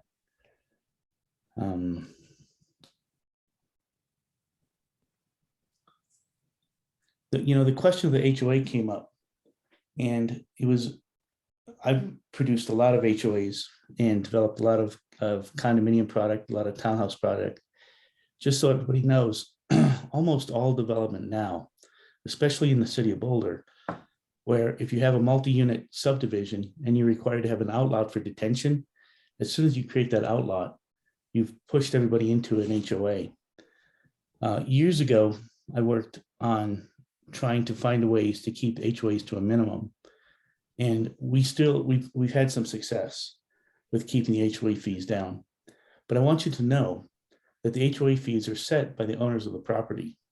So, if the HOA fees go out of control, it's probably because the people who live there have decided that they wanted additional amenities or something like that. So essentially, I heard three areas of concern. Affordability. I can tell you that Michelle and I worked for a long time to come to this agreement. And I think Sloan told me early on in the conversation that she thinks we got an excellent benefit package. In addition to that, the comp plan does call for the annexation of these sort of infill areas on the west side of town. They want to do that, and it makes sense to do that. Because when you're providing services, every one of these houses, every one of these units is going to pay that excise tax, the developmental excise tax to help support the police, fire, stuff like that. But as we accumulate these and fill in these gaps, it's going to make any disruption of services easier to identify and point a finger at. So I hope that makes sense to you. But as we, if you go furthest west, we've got properties out there that have been annexed. Now, if we annex this one, we're closing that gap and bringing it in. So, Mark, excuse me. Just wanted to let you know you have 2 minutes left in your presentation. I think I've said plenty. You guys have obviously taken a hard look at this. Why don't I stop talking and ask if anybody has any questions? Okay. I invite the board to ask any questions of the applicant. Sarah? Mark, thank you for that presentation. I just have a question about how you intend to use the front section of the two parcels. I was up there last weekend, and based on the drawings and then on what's already there, it is actually, I think it's much deeper than the required setback. I could be wrong. Yeah. So I'm just sort of curious how you intend to use that space. So a couple things. It's going to be mostly open space. We'll have a driveway that goes from Arapahoe back to the site. And where we can, we'll keep that driveway down to 20 feet. And for backup purposes, in between the units, that road will be 24 feet. The front part of the lot will be treed, detention, and access to the site. So that's really the intention. All right, thank you very much. Okay. Any other questions? I have a question. Yes. Again, regarding your decision on the road to the west of the property. Yes. Were you instructed by the city not to attempt to use that in any way for access to your property? Or you mentioned that briefly, but I didn't quite understand how that decision was taken. I was told by Dave early on in transportation that the city wanted nothing to do with that access lane. I had actually I had wanted to incorporate it into the project, but I didn't own it. I'd have to get permission from the county to do it. And I think Sloan indicated, or it might have been Aaron who indicated, that there's an easier way to do that rather than annexing it, right? You could ask the county if you could have it. I think they'd give it to you in a heartbeat. It doesn't do much. It would have been great. It would have been like a private drive to my project, but it really doesn't do much other than that, other than provide a walkway. And at the same time that I was researching that, I was told that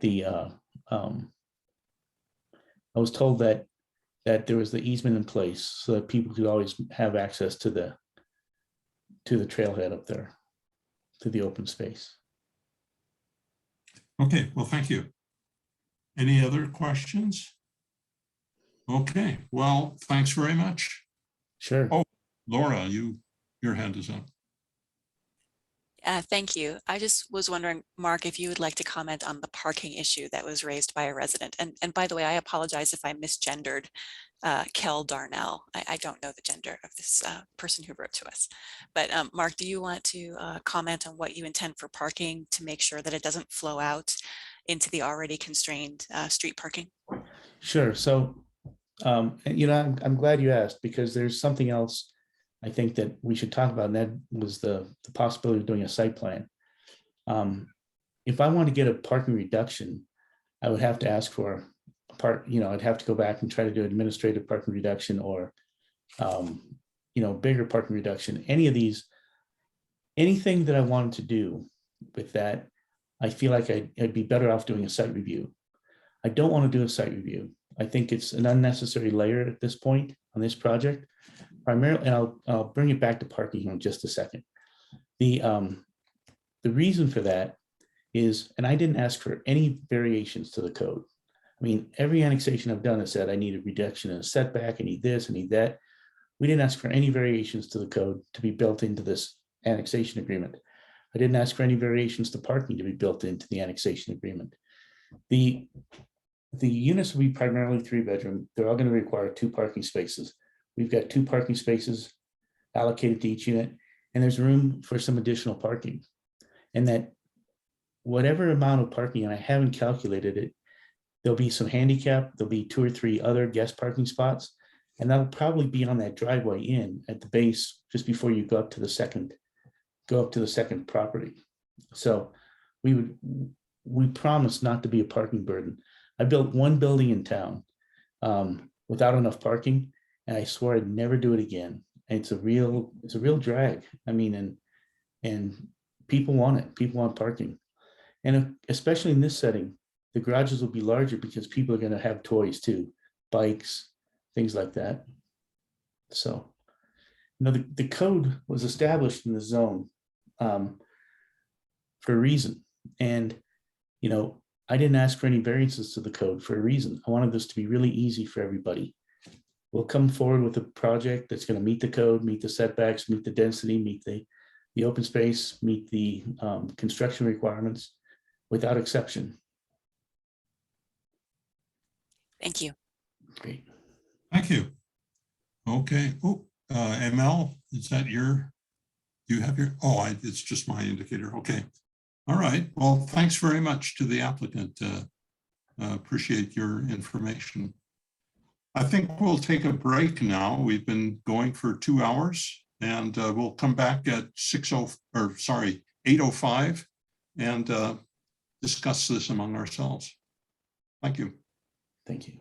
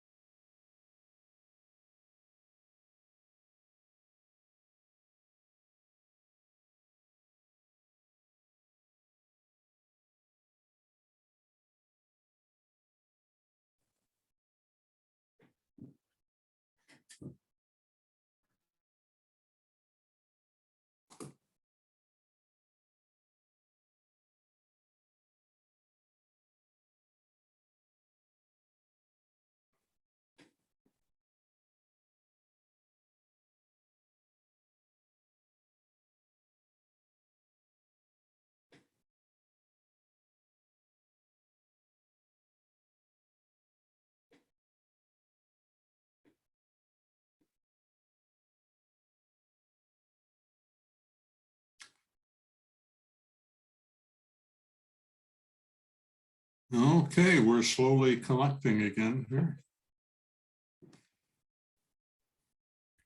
Well, we're not going to make the 8 o'clock goal, but maybe not too much longer. Definitely. I Yeah. think we'll make Sarah's, I think we'll make 11 for sure. I hope so, yeah.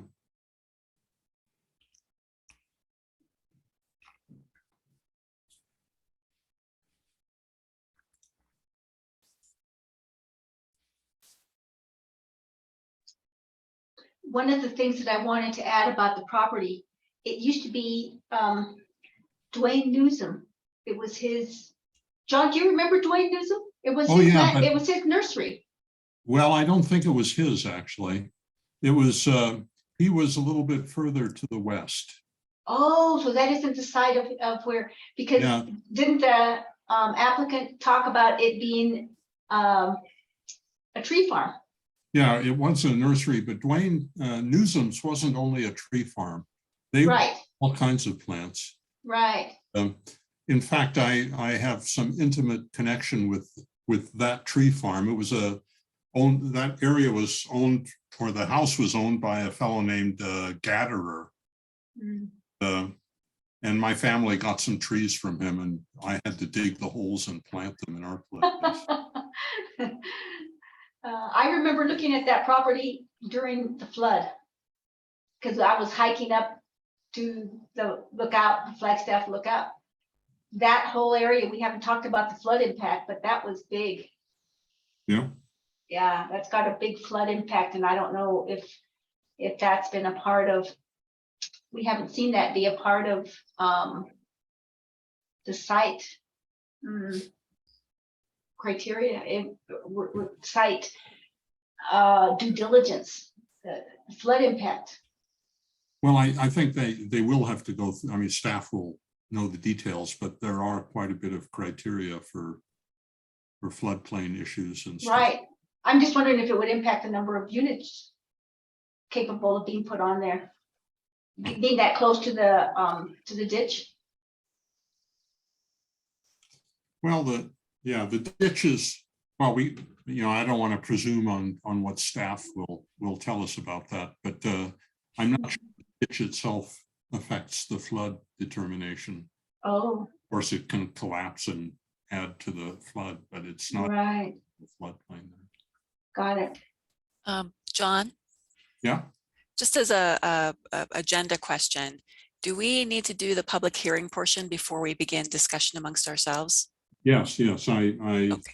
Realized after we had the break that I had forgot to mention. We'll do that first. Okay, I think are we all back? I think so.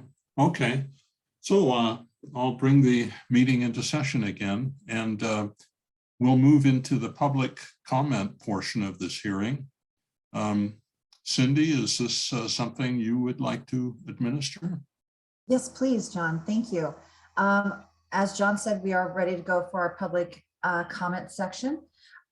If you would like to make a public comment, please go down to the bottom of your screen and you can click on raise hand, and I will see that. And then I'll take the raised hands in order, and I will unmute you when you're ready to, when it's your turn to speak. And you'll have 3 minutes. You will have no video, but you will have audio, and I will put the 3 minutes up on the screen so you can see how long you have. We do have one raised hand so far. We have Lynn Siegel. And Lynn, I have just unmuted you, so I will start the clock for you. Boy, oh boy, is this a lot of deal making. I bet you would like to have these meetings a lot smaller, and you need to make that your mission. Short meetings. The developer has to meet the criteria. No deals. No, no, no. ML, right on. Yes, yes, yes. Flood, you get a fire. We're going to have a fire come in here. Then you get flood. And who's going to pay for the flood downstream of this place? This is fuel. This is fuel. 13 units of fuel. And I knew that I could depend on ML, that she had some reason to think of the 14. Yep, sure enough, it was RM1. There were 14. You're right. So, yep. But as they chose RM3, it's 13. Like I said, we need the per capita, the water, the sewer, the fire, the recreation centers, the social services, the library, the transportation, impact fee for each constituent in each unit. Michelle said the old 4 units are not a community benefit. Exactly opposite. She's exactly wrong. And this is your staff talking to you. Those 4 units are very beneficial to the community. Keeping this place pristine, the mountain backdrop, that's why people live in Boulder. Not to build up at 300 Arapahoe. No way, no annexation here. Boy, you know, I mean, it's remarkable that you're doing a deal with Don Altman on the fire at Rob's Music on the fire station when he's put us at huge risk at 311 for one-way out seniors with oxygen and everything, that any group homes in this place, how are they gonna get out in the fire? That's one way too. You don't build on the wooey. You don't do that. Nuh-uh. You know that. I'm stating the obvious. Jeez, what is going on here? The transportation, let's see. Fire truck, right of way. You know, the need, there's more need for a fire truck here, yet there's no access, clearly. Oh, brother, this deal making has got to go. This is, now I really know why Boulder is the way it is. All these deals. I got a whole full page here and I got 4 seconds left. This is outrageous. You need 75% inclusionary housing. And those 4 units are getting away with murder because they're going to build new units there and then they get no inclusionary housing. What a joke. Hello, snap out of it. Okay, thank you, Lynn. Right. If anyone else has any remarks they would like to make, you can, now's the time to raise your hand. And I do not see any more raised hands, John. So I'm going to turn it over back to you. Okay, thank you. So that brings an end to our the public portion of this hearing. So now we take it to discuss among ourselves. Any thoughts? John, do you think we could go through the key questions, organize ourselves that way? Absolutely. Let's put them up on the screen. In fact, if you can, Cindy, is that possible? I'm going to turn that over to Sloan because I think Sloan has the key questions. Okay. And also, we do allow the applicant a 3-minute rebuttal. Yes, 3-minute rebuttal after public comment. So, okay, that's fine. Is the applicant here? Does he have any Mark Young. response to what he's heard in the public session? I don't. Okay, thank you. All right, well, if we can put up the important issues we need to consider.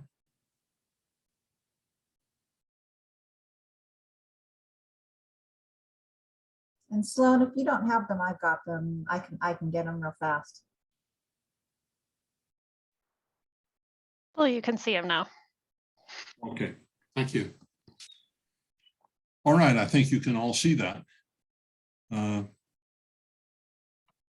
So I'm opening this to thoughts. Lisa?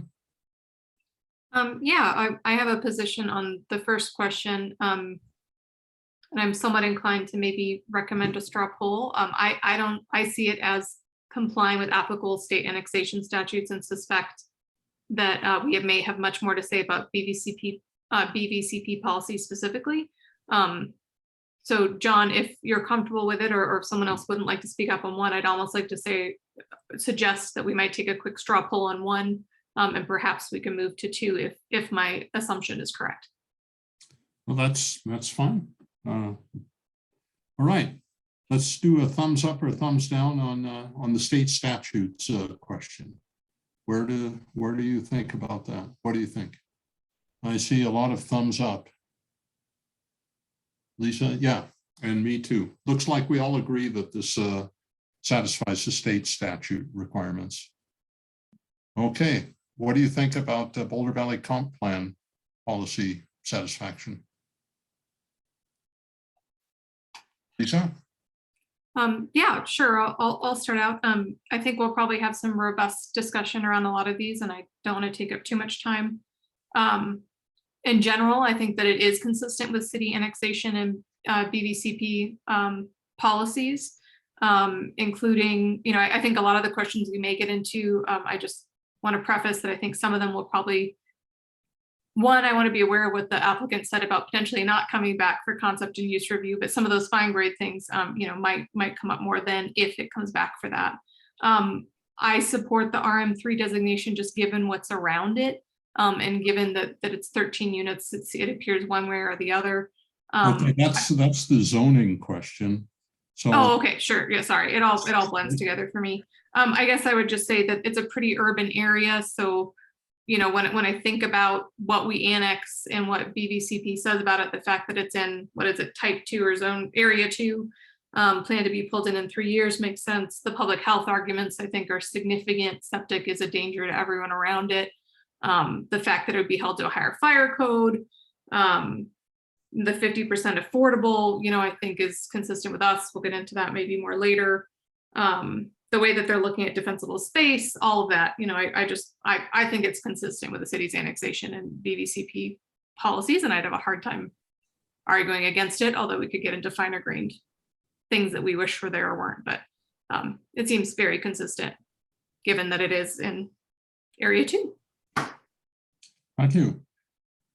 See, ML, I see your hand is up. Thank you, John. So I think my key concern remains with BVC policy 1.10, talking about achieving sustainability goals for urban form and maintain or improve environmental quality. I think that maintain or improve environmental quality has not been met, and I'm hearing staff say that we don't really know what the value of these trees are, even though that there was a landscaping plan offered that gave the type and the caliber. We don't know what the trees worth is in so far as longevity. So I think that's a lot of trees to take out, a lot of big trees, 26 trees just to get the footprint in. That's a lot of trees. And I don't think that the debate over where is carbon sequestration more beneficial, I think that that's something that the pros can weigh in on. But my concern about meeting that part of the Boulder Valley Comp Plan has not really shifted after hearing both the staff and the applicant. I think that the applicants, I have great appreciation for the applicant's history and what the applicant talked about insofar as tree replacement. But then it was very easily said that, well, we'll put the extra parking in that area in the front where that's where all the trees were going to go. So I think there needs to be some specificity in this regards to accounting to the trees that are there, because I don't think we know. So that's where I'm at. I don't believe it meets Boulder Valley Comp Plan policy and more specifically 1.1 and 1.17 in regards to maintaining and improving the environmental quality of what exists. I think we need more information. Okay. You had also mentioned a concern with urban form. Well, I had, it's unclear to me what's really driving the form at this point. I understand that there is not an FAR in this zone, and so we could have a denser building with a smaller footprint. These are, I think there's enough unknown and ambiguity that I'm not sure. I don't know how I don't know how I would frame that concern at this point. The one thing that happens when you create a more dense, a smaller footprint on the land is, of course, you have less of an impact on the land, which is my number one concern.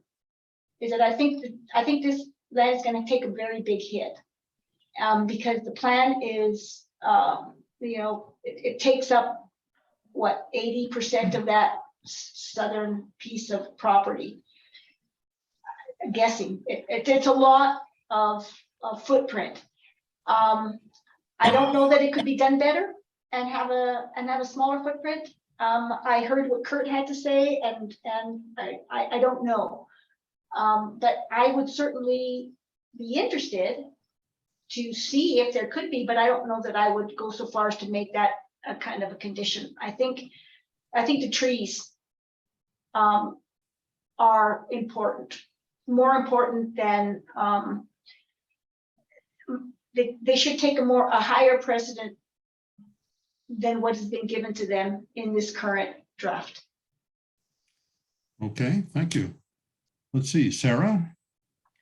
So I'm going to agree with almost everything that Lisa said and add a few of my own points, which have to do with the Boulder Valley Comp Plan housing policies that this allows us to meet, including, assuming I still have the numbers right. I've been using the hard copy of the BVCP, and apparently some of the numbers have changed. 7.01 local solutions to affordable housing, 7.02 affordable housing goals, 7.06 mixture of housing types, 7.09 housing for a full range of households, 7.11 permanently affordable housing for additional intensity, 7.14 integration of permanently affordable housing, 7.16 market affordability. And I'm very supportive of an annexation that will advance the middle income housing strategy. From my perspective, the deconstruction of 4 buildings that we have no idea what the price point is for those in terms of rentals, but we have a desperate need for new ownership opportunities, and this helps us get there. I also think it's consistent with the Boulder Valley Comprehensive Plan land use map, and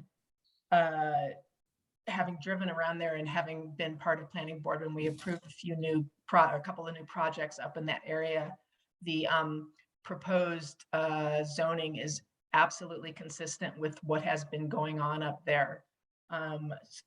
So in general, I'm supportive of this as consistent with the city's annexation and BVCP policies. Okay. Laura. Thank you. I want to second Sarah and Lisa's very comprehensive and enlightening recitation of the BVCP policies that this helps to meet. I second all of that. I do want to say from the heart that I think that there's a real equity issue that this addresses. This helps to address. We're going to have 5 new units that are affordable to lower and middle income families for ownership opportunities that are right by an absolutely gorgeous park, Ebon-G. Fine, as well as a gorgeous trail, the Viewpoint Trail up Flagstaff. And those are not opportunities that come around every day. And so I am very supportive of this developer and staff working together on a package that enables those 5 families to have access in this really expensive city to some of these beautiful amenities right outside of their door. And that equity issue is really powerful for me. Even in the East Boulder subcommunity plan, we really kind of struggled with, are we putting the, in our desire to have missing middle housing, are we creating the most desirable parkside places would be the most expensive housing in East Boulder, right? It's really, really hard to get these affordable to low and middle income family ownership opportunities in these really, really desirable locations. And that goes a long way for me. ML, I'm really sensitive also to your concern about the trees.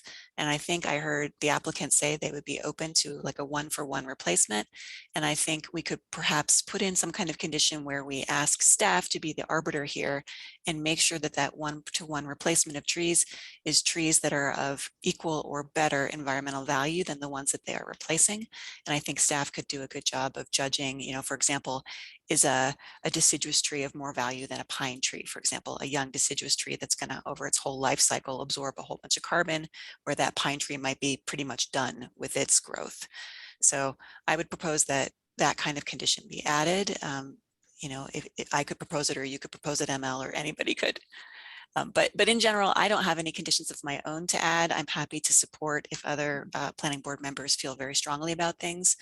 On the subject of, I don't know if this is going to be proposed or not, but on the subject of making sure that the city manager can't substitute out cash in lieu for these 5 affordable units, I would support some kind of condition that says that the 5 affordable units need to be built on site. And if there's any additional building on site, that there could be some, I wouldn't want to rule out the scenario that Kurt's proposed, where there might be one more unit built on site that they can fit in somehow, and we could get some kind of cash benefit for that, because the next unit would be a market rate unit, not an affordable unit. So I don't want to rule out the fact that there could be some benefit we gain from that. But however that condition is written, and maybe legal staff can help us, I would support that. So if I just might, I've already drafted a possible language, and when we get to that, we can bring it up and start fiddling around. Fantastic. Thank you, Sarah. I'm done. Thank you. Okay, great. Let's see, where are we now? Mark, where do you stand? Thanks, John. I concur with everything that's been said so far, with the exception, I think, well, I concur with everything, and I concur with ML's concerns about the trees, but I am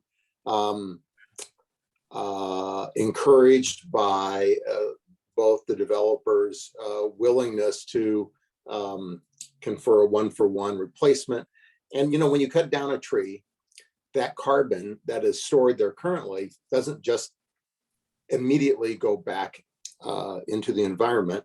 And in fact, harvesting a tree and replacing it immediately with a potential tree that actually has the ability to store additional carbon, there can be some benefit there. So my only concern, and I think we'll get to that, is, John, I concur with you that access and ensuring, whether it's through a simple investigation that confirms there's an easement in perpetuity for public access to the trail to the south, or the city taking over the road, whatever shape or form that takes.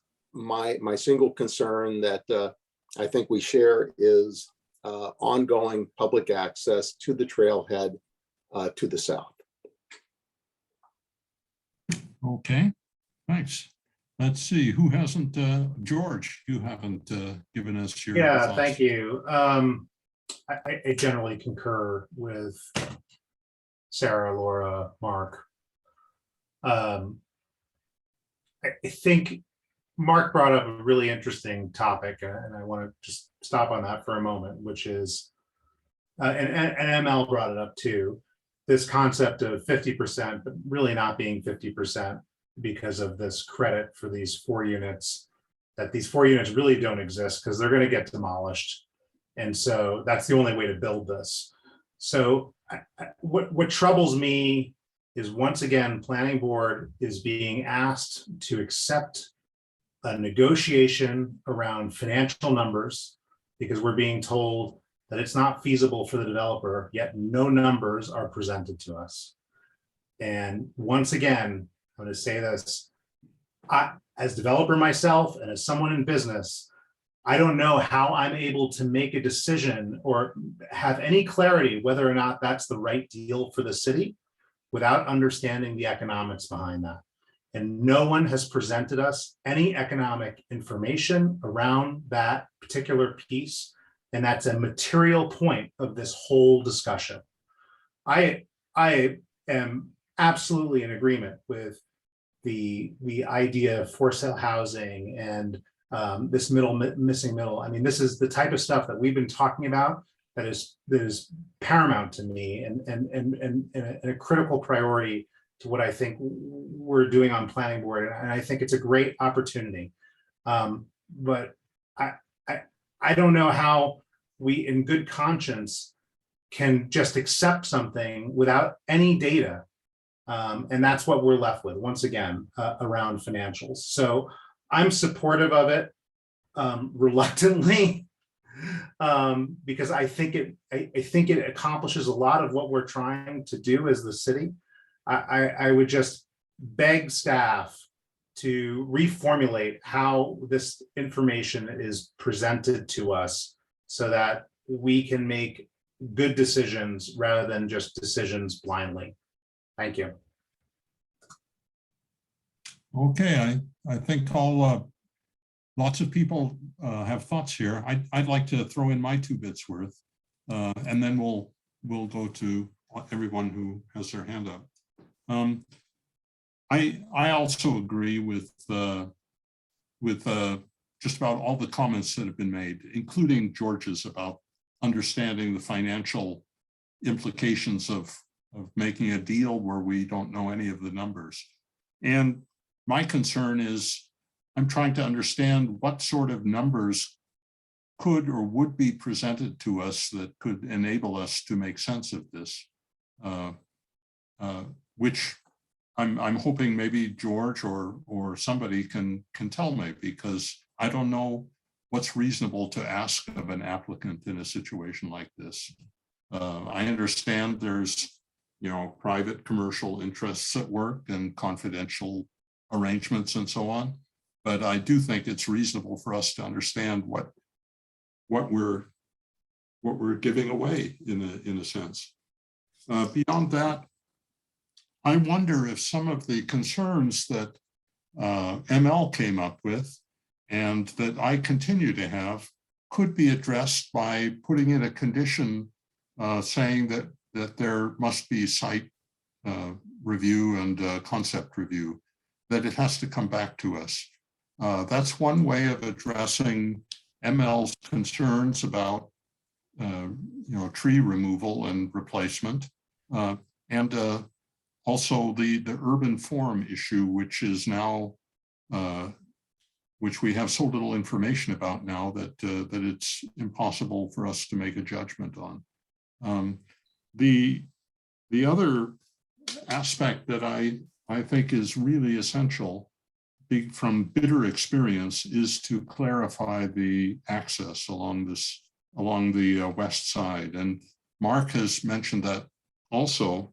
And the applicant said that there was an access easement, or that there does exist an access easement along there between Arapahoe and the trailhead, which I would like staff to confirm. But if not, then I think we need to make that a condition of to send to council along with our recommendation on this application.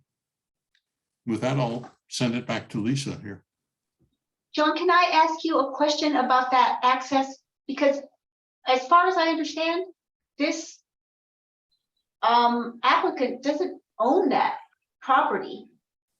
Is that not correct? It's not, I mean, I'm kind of confused. I understand, that it comes into the discussion, but I don't think it's part of his ownership. Is that not correct? Well, that's correct. It's not his ownership, but it's an issue that needs to be clarified, in my opinion, in a way. And that's why we may send our recommendation to city council to address that directly with the county.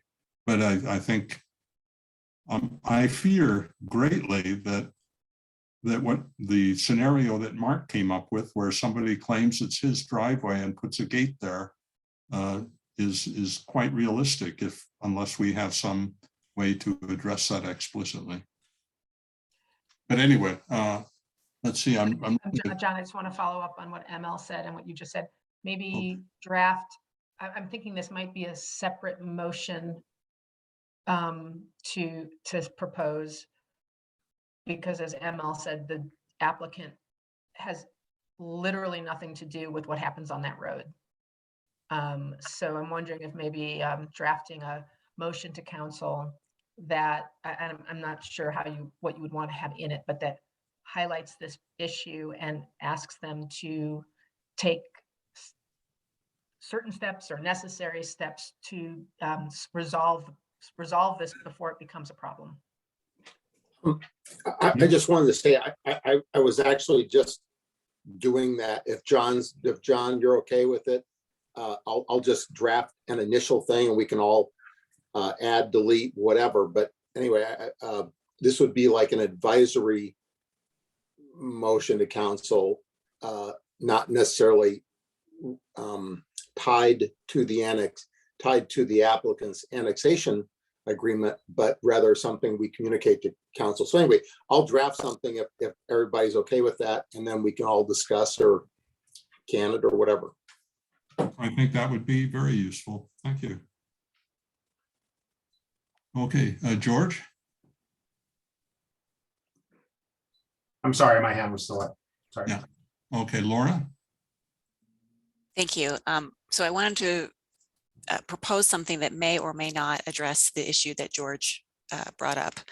I believe it was Kurt who brought up that it sounds like one of the ways that staff judge whether the conditions of annexation, the negotiation is appropriate, is based on their own experience as a city, we as a city, as developers of affordable housing, and what is feasible in terms of what percentage are affordable versus which are market rate that carry the project. And so perhaps one way we can get around this confidentiality of information on a particular project is to ask staff to present numbers from a comparable city developed project, or as close as they can get, to help us understand how they understand what is economically feasible based on internal city experience, if those are numbers that can be presented to us. So that's one idea. Look for city sponsored comparables. So that's one point I had. Second, about the access road, I love the direction that we are going, and I would fully support not making this a condition of the annexation agreement in front of us, but as a separate recommendation to City Council to clarify, is there an existing access easement, and if not, to try to seek one in agreement with the county and probably the homeowners who are currently maintaining that road. So that's my second point. And then my third is around this idea of requiring the developer to come back for site review. I mean, I think we all know that site review is expensive and somewhat burdensome.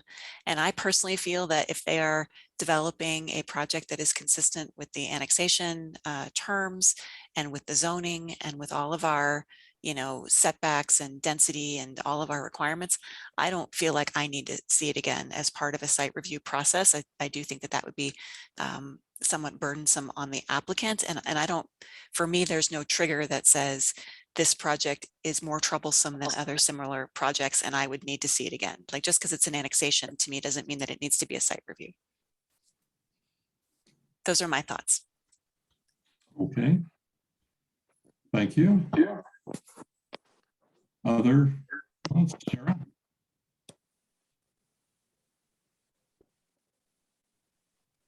John, I have my hand up, but it's really to suggest that we, if there's any, move on to question number 3, and then to move on to proposals for language changes or conditions and the motion that Mark's working on.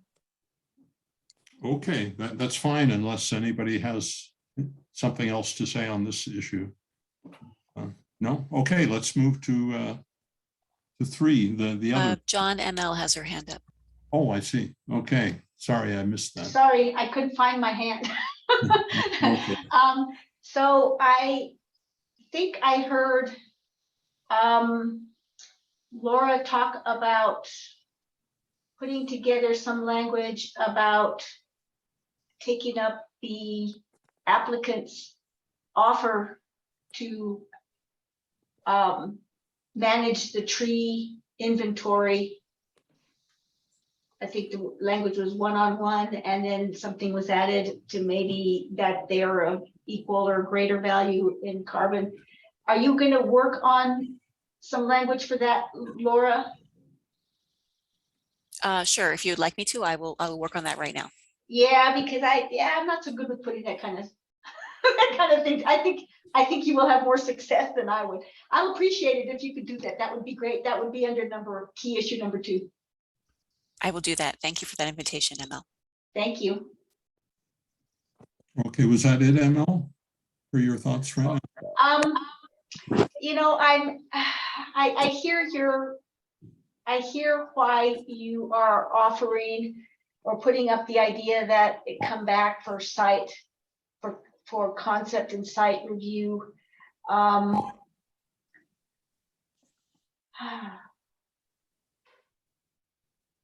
I don't know that there is, I don't know that I feel that there is enough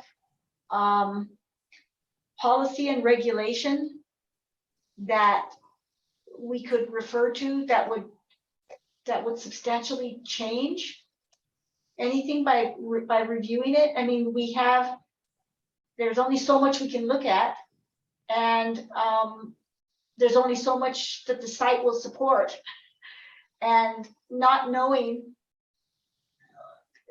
the exact footprints or I don't know. I would like to hear you talk more about that at some point to see whether I would support that being a condition or not. I'm on the fence.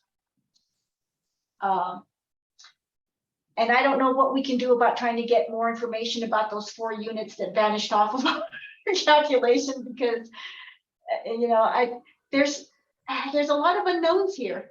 So I appreciate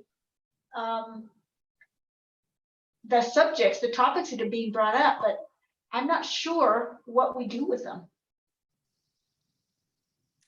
Okay, well, can think about that. I just offered that as a proposal to deal with some of the concerns you mentioned earlier. But all right, so let's see. How do you think about the zoning? Is RM3 appropriate? So Lisa?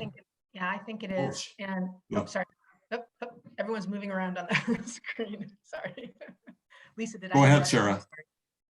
I think it is, and as I said earlier, it is totally consistent with what is being developed up there at this point. And the new developments up there are quite attractive. They are much denser than the single family homes that are there, but they're not old motel style. You know, it's not that kind of density. So I'm perfectly fine within it based on staff feedback. It's the densest appropriate development we're going to get, and I think it's great. Okay, other thoughts? George, what do you think? I'm fine with it. Okay, Lisa? Okay, ML? Laura has her hand up. I'm fine with it, but Laura has her hand up. Okay, I guess I can't see everybody who has their hand up. Laura? I'm fine with it too. I am curious at some point to ask staff why RM3 versus RM2, because RM2 and RM3 have the exact same number of the exact same way to determine density with the 12.4 unit maximum up to 13 estimated number of units. It looks like the only difference between RM2 and RM3 is that RM3 allows congregate care facilities residential care facilities and boarding houses as conditional uses, as well as custodial care allowed with use review. And that is not the case in RM2. So if the applicant isn't interested in congregate care facilities, group homes, or boarding houses and residential care facilities, I don't know why we went for RM2 or RM3 versus RM2. Everything else is the same. Okay, maybe staff has a response on that.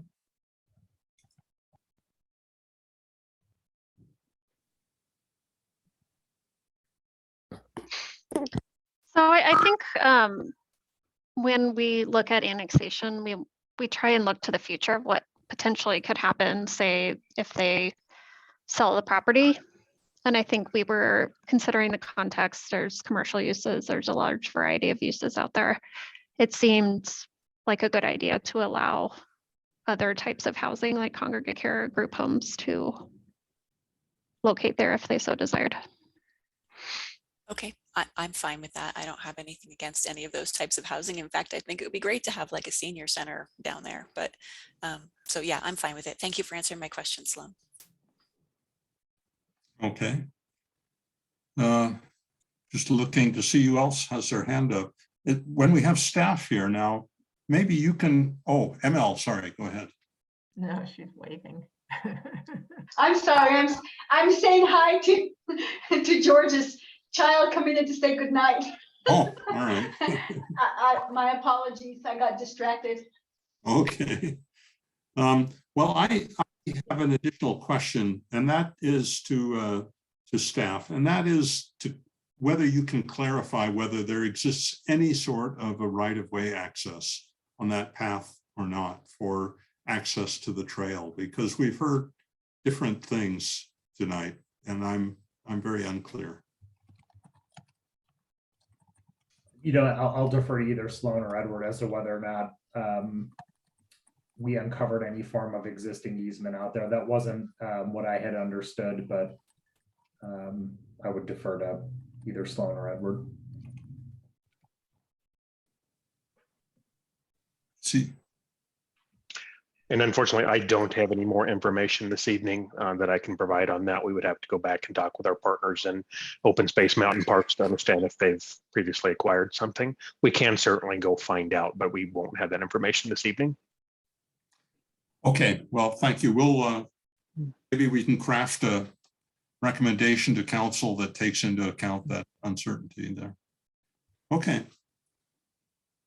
Okay. Any other thoughts? I think we can move to crafting a decision here. So I'm happy. I've sent Cindy some draft language for. Sorry. I can share my screen. I've got everything here. So let me pull that up.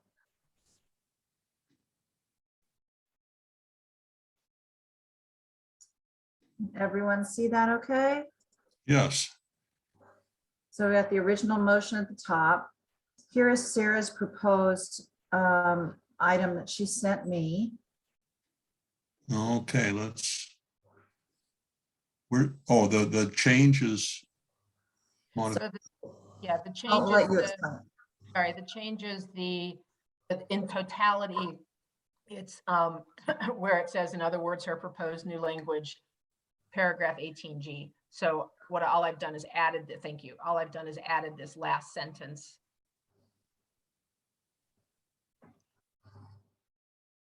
And I think it's missing an is between the small letter G and substitution.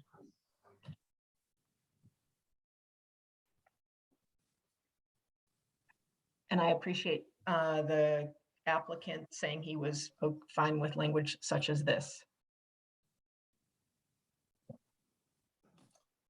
Okay, any thoughts on this?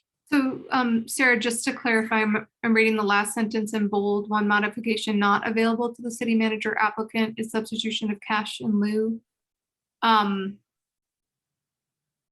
Did we want to modify that to allow for the possibility of an additional unit if they could get a 14th on, or? Sure, whatever. If you think there's some language you could add on that would capture that, that would be fine by me. And perhaps we could just say substitution of cash in lieu for the 5 proposed on-site affordable units. And that way those 5 units are protected. I don't think we're going to get any more affordable units than that. So substitution of cash in lieu for the 5 on-site affordable units, or the 5 proposed on-site units. I think that Cindy, that addition would need to go next, just in front of the on-site, not in front of cash in lieu. Yeah, so after the word for, cash in lieu for, yeah, start right there. The 5 proposed on-site affordable units, add the word units at the end. Thank you. Sorry, I was trying to look at. It's okay. No worries. This is always the hardest part.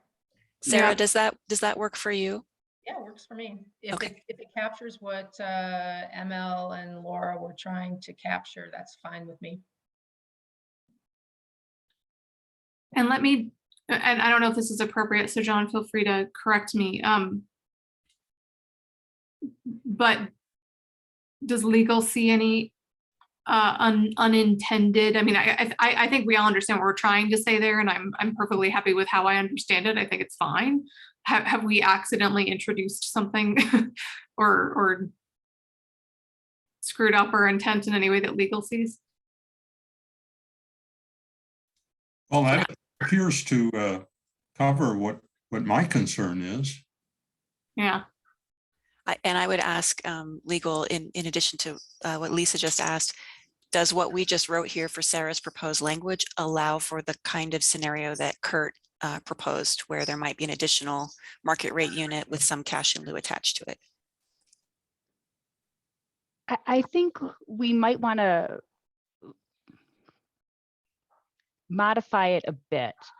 Because where we're talking about for the 5 proposed on-site affordable units.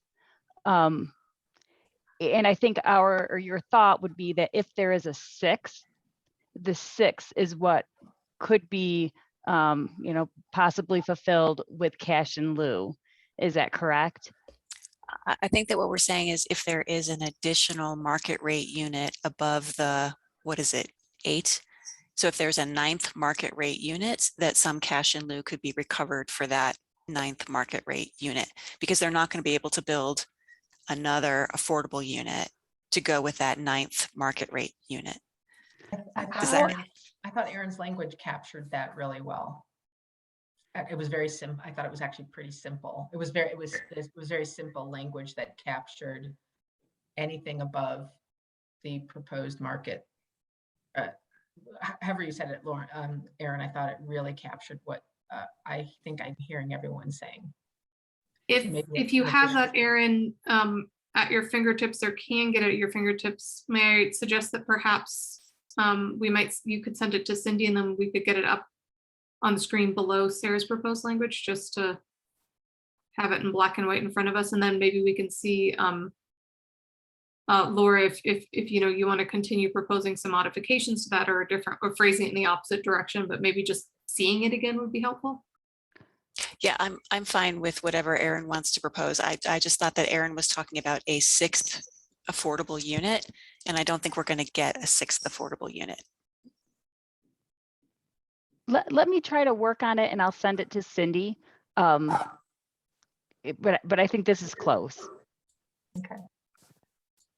Okay, we'll wait to see your suggestion before spending more time on that now.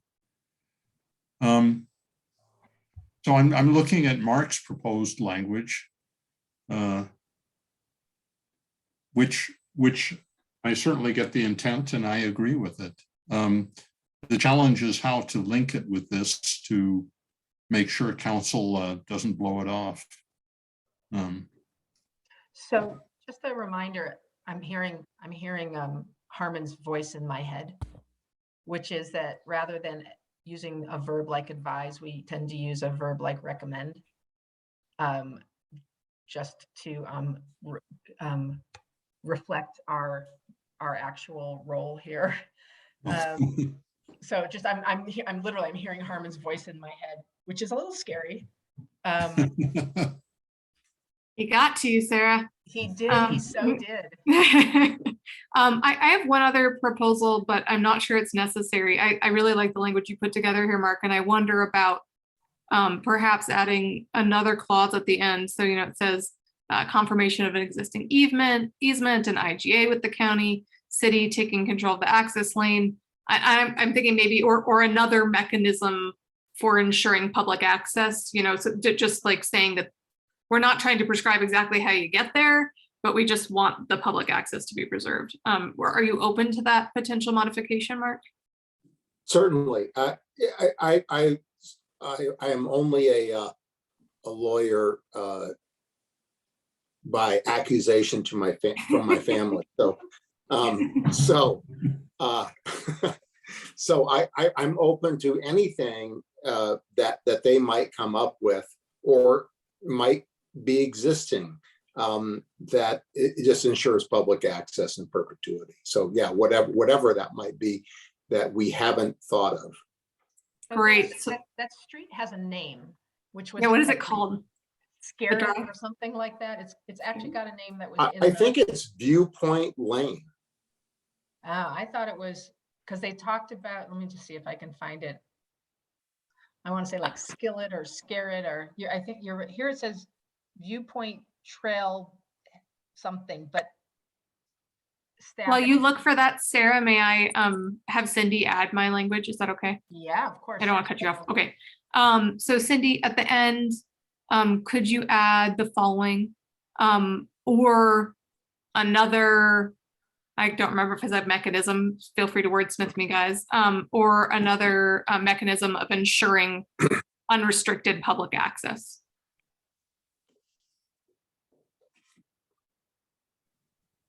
Sounds great to me, Lisa. And I'm going to add the word perpetual in a second, but keep doing what you're doing. Perpetual after ensuring, another mechanism for ensuring perpetual public access. And so that should there should be an or. And an or, yeah. There should be an or, and it's not a separate sentence. It should just connect. It talks about in perpetuity at the beginning already. Yep, I'm intentionally repeating the language. Okay. But I'm open to being corrected on that. But that was I meant to do. So the road is called Starek, Starek Road. So sir, where did you get that? It's on page 69 of the entire packet, and it's a picture, figure 5, access the 302 Arapahoe Avenue, parentheses, Starek Road, Starek. Oh, interesting. So yeah, I was using. I'm pretty sure that's an informal designation, but okay. Can use it. It's funny. So if you call it up on Google Maps, this is equally kind of strange. They call that, they mark it twice as Viewpoint Trail, even though it's the lane. So I think if we did AKA Starek Lane, AKA Viewpoint Trail, in addition to the driveway, we want them to just understand that, hey, it's not a trail and it's not a name, it's not a formal street, but yeah, AKA Starek. I think you have Starek spelled incorrectly. S-T-A-R-I-K? No, S-T-A-R-E-K. S-T-A-R-E-K. Now I want to go to, I'm blanking on the library, the one named after Carnegie, and figure out who the heck Starek was. I think we should say AKA Viewpoint Trail Access Road, because I don't think it is technically part of the Viewpoint Trail. Right. So I would say Viewpoint Trail Access Road. Correct. And I did want to comment, if I may, if with the chair's permission, I wanted to comment on John's concern about, how do we make sure council doesn't ignore it? I'm not sure that we can. I'm not sure that we can link it to this annexation agreement because, as people have pointed out, that would be an unfair burden on the applicant since he did all he could to try to work this out and was told don't use that road. So I don't think that we can now burden his annexation agreement with tying it to this, but I think we can make a strong recommendation to council to please make sure that this road is protected in perpetuity. Yeah. No, I mean, council will deal with all of our recommendations as they wish, obviously. But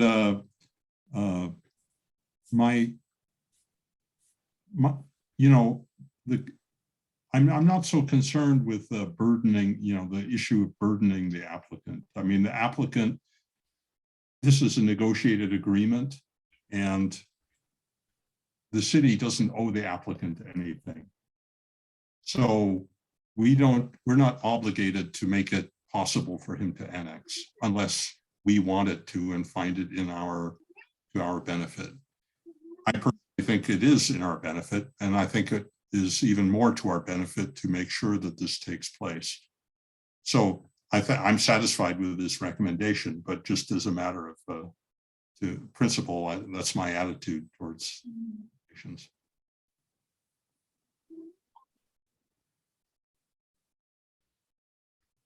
So John, when you say you're satisfied with this recommendation, are you saying this should be a condition of annexation or this is a separate recommendation to council? I think a separate recommendation to council. Oh, okay, thank you for that.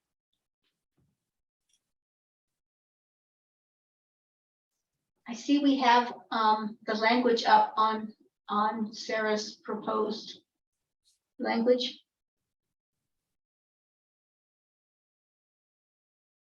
I think that's great, Erin. I think that's perfect. Right. And I think it replaces my language completely. Mm-hmm. I'm good with it. Looks great. Thank you to Sloan or whomever constructed that. Let me get this straight. So are we taking out this now and replacing it with this? Yes. Yes. Okay, I just want to make sure I got it right.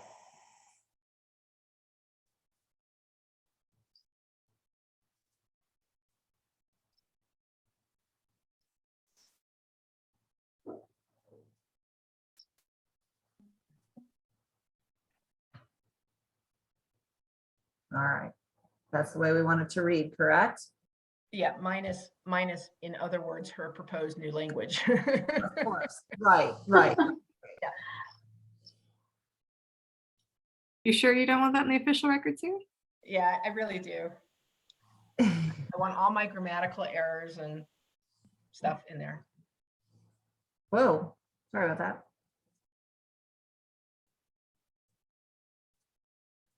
No, stop it.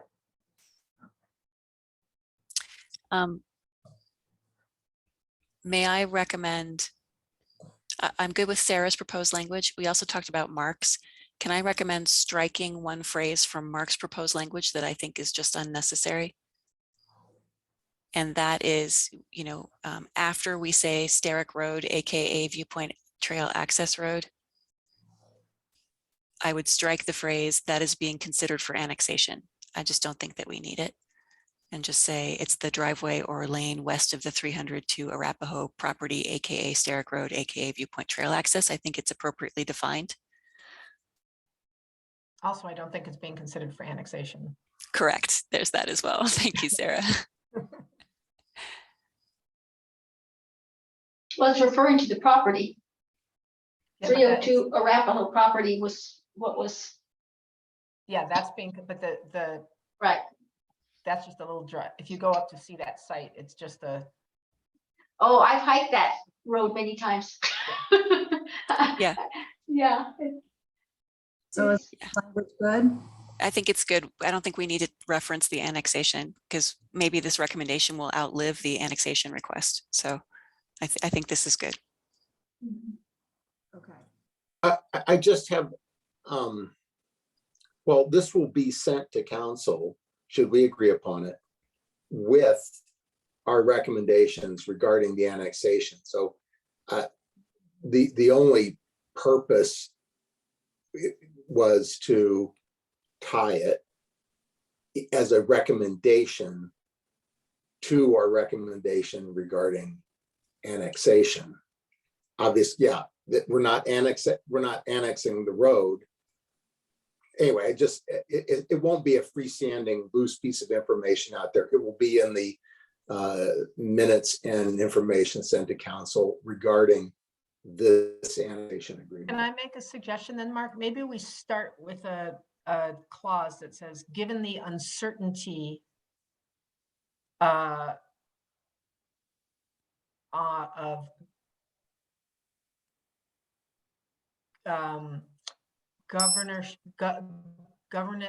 what's the right language? Given the uncertainty of the governance of Road X, then you go on to your recommendations. Just so it highlights. Who knows how much attention council will pay to this annexation, because who knows what else will be on their agenda that night. So at least it's a clause that highlights for them that there's a reason, a very specific reason that we've made this second motion. Then let's just take the language. I like that. I like putting the subject, which is the road, up front, given the uncertainty of the governance of the driveway. And you, Cindy, you can cut and paste beginning at driveway or lane west of 302 Arapahoe property, aka Starrett Viewpoint. Right. Yep.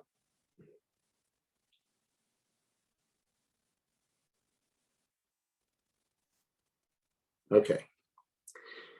Given the uncertainty of the governance of the existing. Is governance? I think that's a great improvement.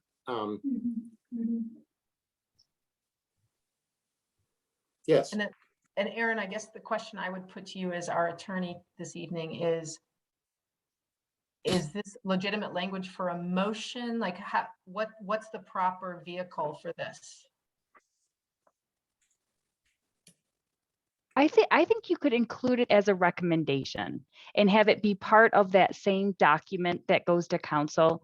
This is because I see that it could be fulfilled a couple ways. Like, one is showing by the applicant that they have the legal document showing that a right of access exists and is good for the public. It's good for anyone who's going to live on this property. If they can't do that, or if it still is a little unclear after they round up those legal documents, then there's the additional steps that we could take as a city to make sure that the access is,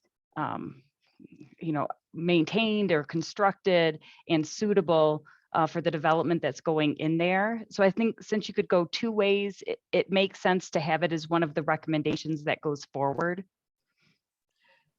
So we're putting the burden on the applicant for something that is not.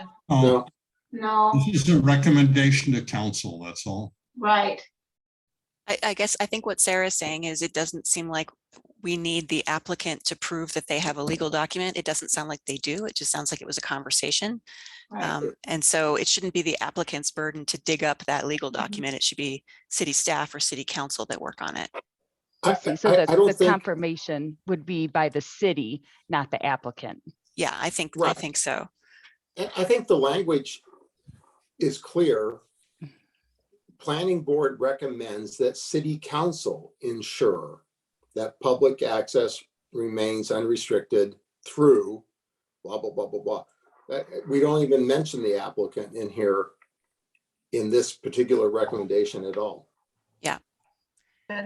There's an extra word that needs to be struck there that might be bugging other people. So Cindy, that word using comma, you can strike using comma in the second sentence. Oh, right. So in the second sentence, it says unrestricted in perpetuity using comma through confirmation. You can strike using comma. Yep, thank you. The only other word I would want us to consider adding after we take a poll, vote, raise our thumbs or not, is planning board unanimously recommends.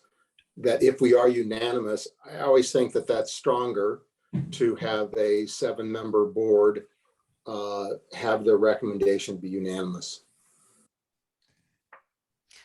I'm a little, so the one thing here is that I think I heard from Edward Stafford and others that there are pros and cons to the city taking control, and but that there might be other means of ensuring access.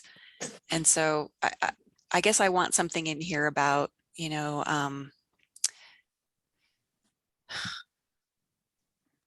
seems to me that this is the full range of arrangements that yeah, that's fair. That's fair. drag here. So. Maybe or another I know a lot mechanism. of wars. Okay. So the only reason I'm and I may be misunderstanding, I am not an attorney. I may be misunderstanding Aaron's suggestion that this be a recommendation. What would concern me is that City Council would also think that this was a condition of the annexation, and it's not. Right. So I'm just trying, I'm putting that to you, Aaron, if you, is my concern misplaced? I think, you know, council may have that first impression. So let's see, you know, there could be language added. Let's see, you know, even at the end, not as a condition of an annexation agreement. Or even at the beginning, separate from the right. annexation agreement itself, comma, given the uncertainty of. I like that. I mean, can we just, rather than wordsmithing this recommendation, we're making two recommendations to council. First recommendation, approve the annexation with the following conditions. Boom, boom, boom.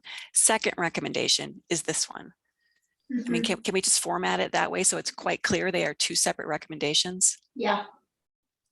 That makes like sense. that. Me too.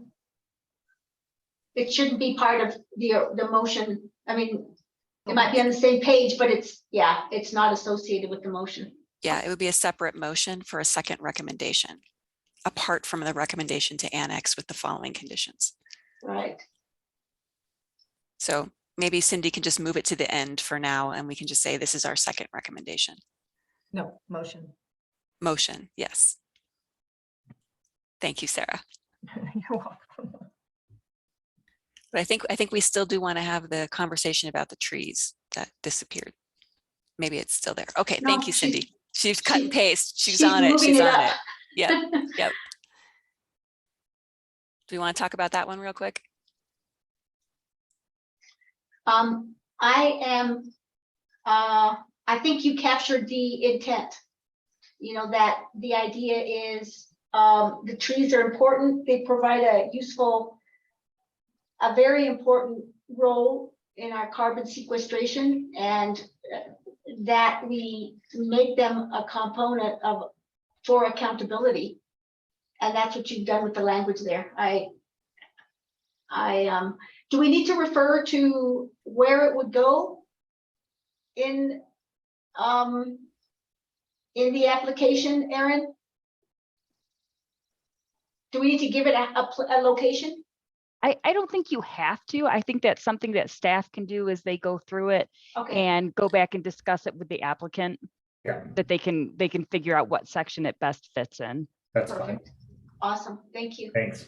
And I guess my one question is, do we need to specifically refer to carbon sequestration, or can we just say of equal or greater environmental quality and let staff figure out what are trees of equal or greater environmental quality? Yeah, I don't know how we would measure carbon sequestration. Yeah, I'm obviously not an expert. What we do have excellent landscape architects on staff who can look at the tree inventory, ensure that what's being planted is of equal or greater quality in numbers and, again, the qualitative aspect of the species of trees. I think that there are carbon sequestration datums, and maybe in the consideration of that equal or greater environmental quality, that carbon would be one of the considerations of the quality. I have to say, I think I would just leave it as equal or greater. Equal or greater, and not add the dig deep. You know, I think staff balance a lot of concerns Yeah, around trees, Right. including, you know, am happy to species and rely- That was really a pollinator, question for Charles. shading, and yeah. Well, yeah, okay. Good enough. If you folks are okay with this language, do we need a like thumbs up or thumbs down on it? No, but these are two different things. So Correct. They're two different item conditions. 1 is actually a proposed change in language. And item 2 is a recommendation to be incorporated into the overall annexation agreement. No, number 2 is a condition for the motion as well. It's about the trees. A condition. Yes, so I still. And then the third one down there is had nothing to do with the motion. Yeah. Okay, I would like to get a sense of the board on this question of whether you want to have site review and concept review in front of you again on this. I'll speak to that, John. I always want to agree with you, but in this case, I don't. It doesn't meet the proposal doesn't meet the criteria for site review. And I think we step into some iffy legal space to require it when. Well, we've heard from Aaron that we can have that as a condition. But if the majority of the board doesn't think that's necessary, then I'll live with it. But I'd just like to get that, find out what my colleagues think here. John, can you talk a little bit more about what would be accomplished through that? Sorry, I have the Thursday night cyclist biking by. What happened? I'm not sure. No, what would be accomplished is that we keep a little bit of control over what happens on this site, in addition to what the code says. That's what would be accomplished. And you know, I certainly understand if the majority is not interested in doing that. I personally am. And we have the ability to do it as in the annexation conditions. Go ahead, Mark. I would just concur with both Laura and Sarah that I would not want to see that tool used in this case when the applicant has been careful to meet all the criteria. And anyway, I support their position on that. Okay, Laura? Well, you know, as my husband would tell you, I'm usually not one to resist having extra control. I like control, like I totally get that impulse. But in this case, I think for me, the equity concern kind of reigns supreme. I'm really happy that the applicant, you know, has been open to having 50% of the new units be affordable. I really don't want to do anything that would, you know, make them rethink their ability to meet these price points. And as we all know, site review can be quite expensive. Like what I've heard is it can add hundreds of thousands of dollars to the cost of a project. And I'm just not sure what we would accomplish by adding that cost to this project where we're really trying to create a good price point for people with these affordable units. So I'm always leery of doing anything unnecessarily to raise the cost for developers. Not that I'm not super pro developer, I'm not super anti-developer, but I guess I don't want to cost burden this applicant when the project that they're proposing meets all of our code. And it would have to meet all of our code, or else they would have to come to us. It would not be voluntary if they're suggesting any modifications or any what's the concessions on the code. Okay. Other thoughts, Lisa? Yeah, I apologize, John, but I kind of agree with Sarah and Laura that unless they start really changing up their plans in a way that would trigger site review, in which case I would very much want it to come back. I don't see this project as one where I feel the need to require it to come back And I think part of my thinking on that as well, rightly or wrongly, I don't know, is the number of units, the use it's zoned for, the area it's in. You know, if it were a larger site or a larger project, I think I might feel differently. But if it moves forward as proposed and meets all code, I don't know that we need to see it again. Okay. Let's see, George. Yeah, I want to be very clear on my thoughts, which is I support what Lisa said relative to the size of the project and it meeting the codes. Cost, I don't believe bringing something like this through site review is hundreds of thousands of dollars. So I want to clarify that. And that's not something that I don't think we should necessarily be concerned with at planning board. If we need to see a project, we need to see a project. But in this case, for the size of the project and meeting the codes and going through this process, I don't believe that's the case here. Thank you. Okay, well, that's a pretty clear statement of what people think. So it's, I think we can drop that. Okay, let's see. Does everyone have their, see, ML, yes. I have a question. I'm about number one that I didn't think of until just this minute. And my question is, does the last sentence, the last two sentences, what happens, are we saying that the 14th unit will be subject to inclusionary housing? Because there wouldn't be any in lieu if it's not.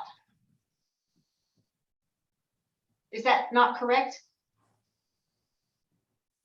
If it's not required to fulfill an affordable housing requirement, then they wouldn't need to do an in lieu.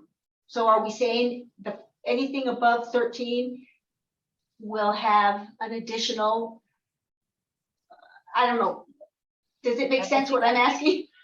I think I understand what you're asking, and I think that the argument that's been put forward is a 14th unit would be a market rate unit, right? And therefore would be eligible for cash in lieu. I mean, maybe I'm getting this wrong, but that's what I think we.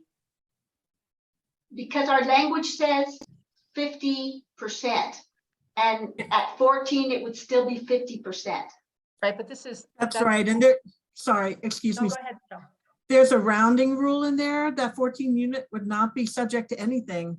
Right. I had my hand up earlier, but I wasn't sure I should interject. But unless you specifically say a 14th unit needs to pay a certain amount of cash in lieu, I don't see how that could be enforced in this language. That's what it occurred to me.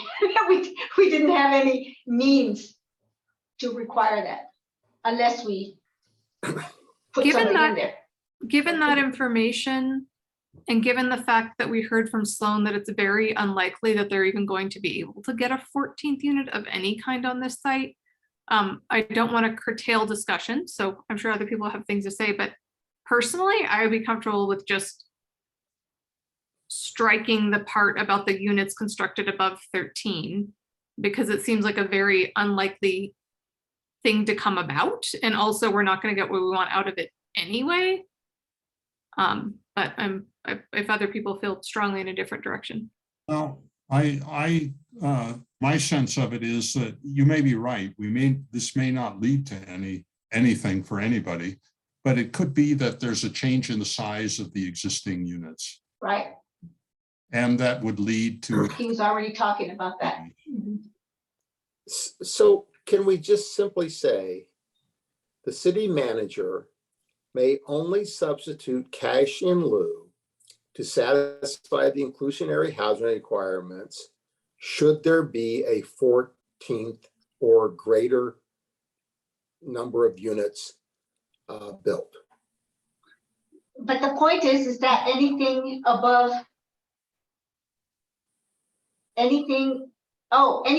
14, yes. Well, But the no, 14th one should- wouldn't be subject because it's 50%. I think for me personally, I think the language is fine as it is. If they make the units smaller and they get 15, then one of them is, could be cash in lieu. But I Right. Yeah. I would say the way it reads, that will not be the outcome. That's not the way this could be enforced. First of all, there's nothing to compel the city manager to get involved in this annexation. That clause simply says that if the applicant comes to the city manager and says, I need some kind of slight amendment to the annexation, the city manager would arbitrate that. But if you want cash in lieu from that 14th unit, it needs it wouldn't be in this section, because it would be something that the city manager would just jump in on should this annexation add another unit, right? It needs to be written So separately. what, Michelle, what's your suggested language?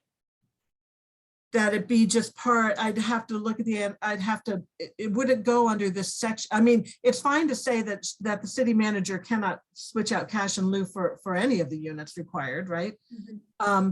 But if you want cash in lieu for some unit, it needs to go in the other section that says this is what we want. Oh, right.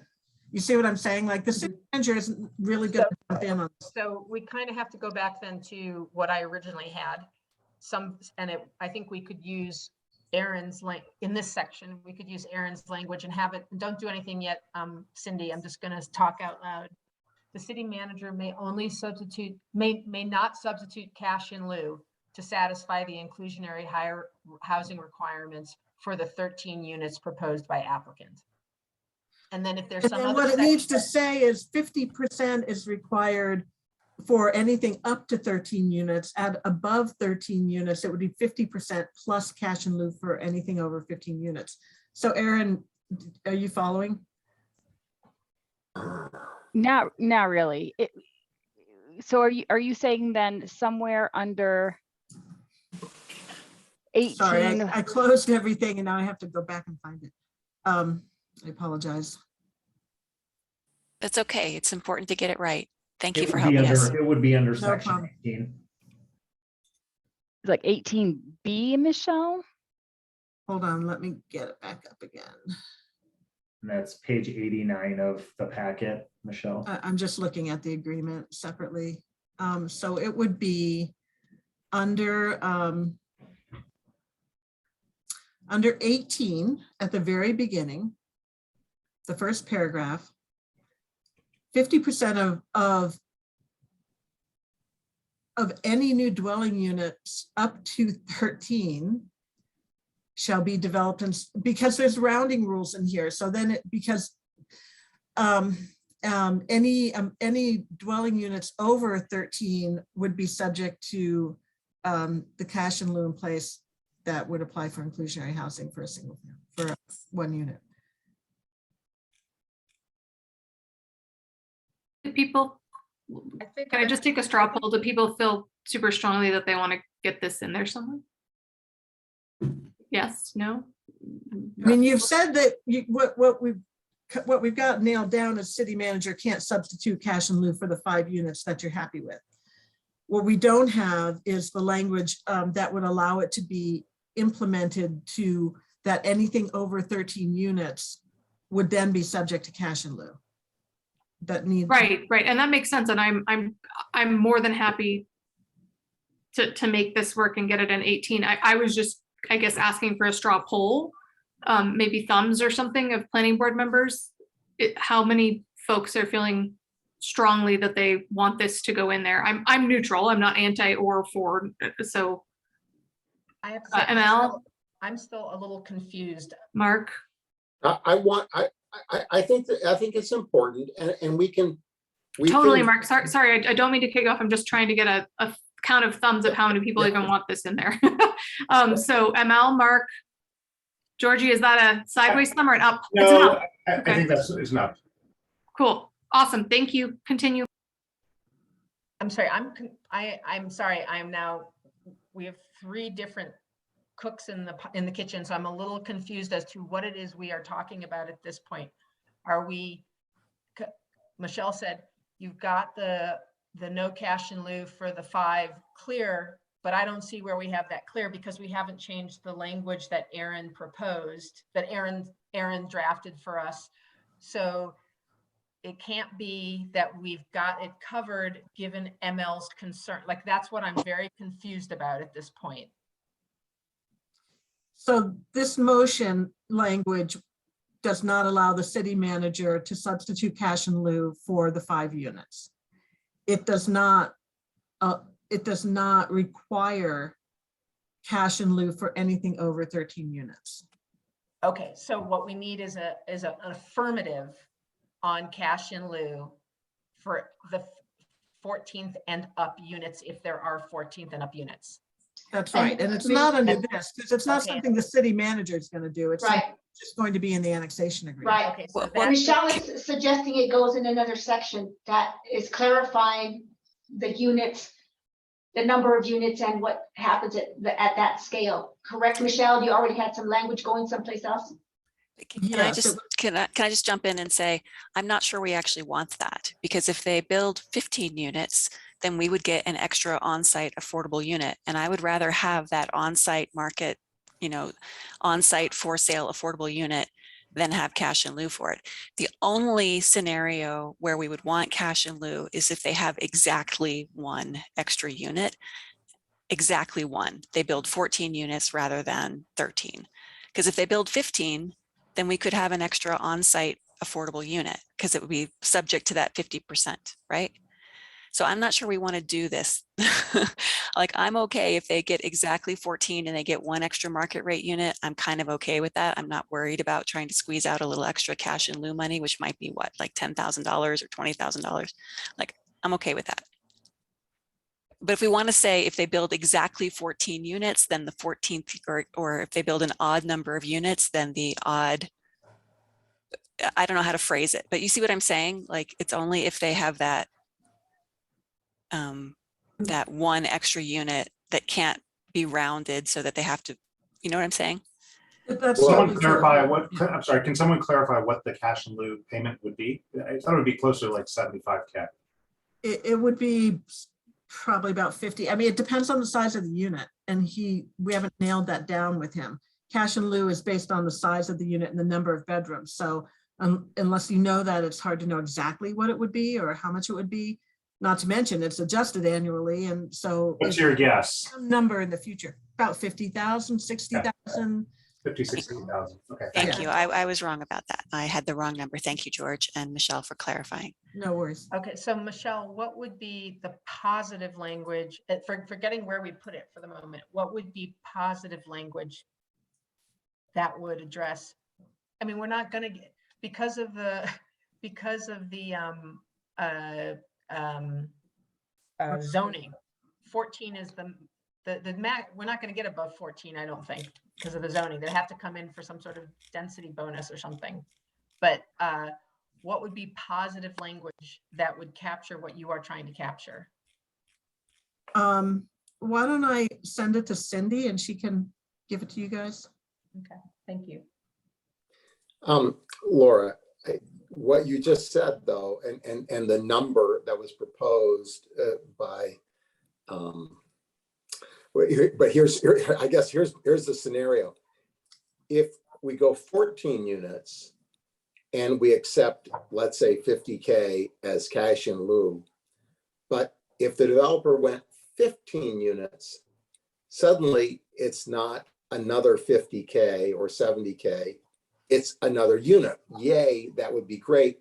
But whether it's 50 times 2 or 75 times 2, it's a lot less, it's a lot more to build that additional unit.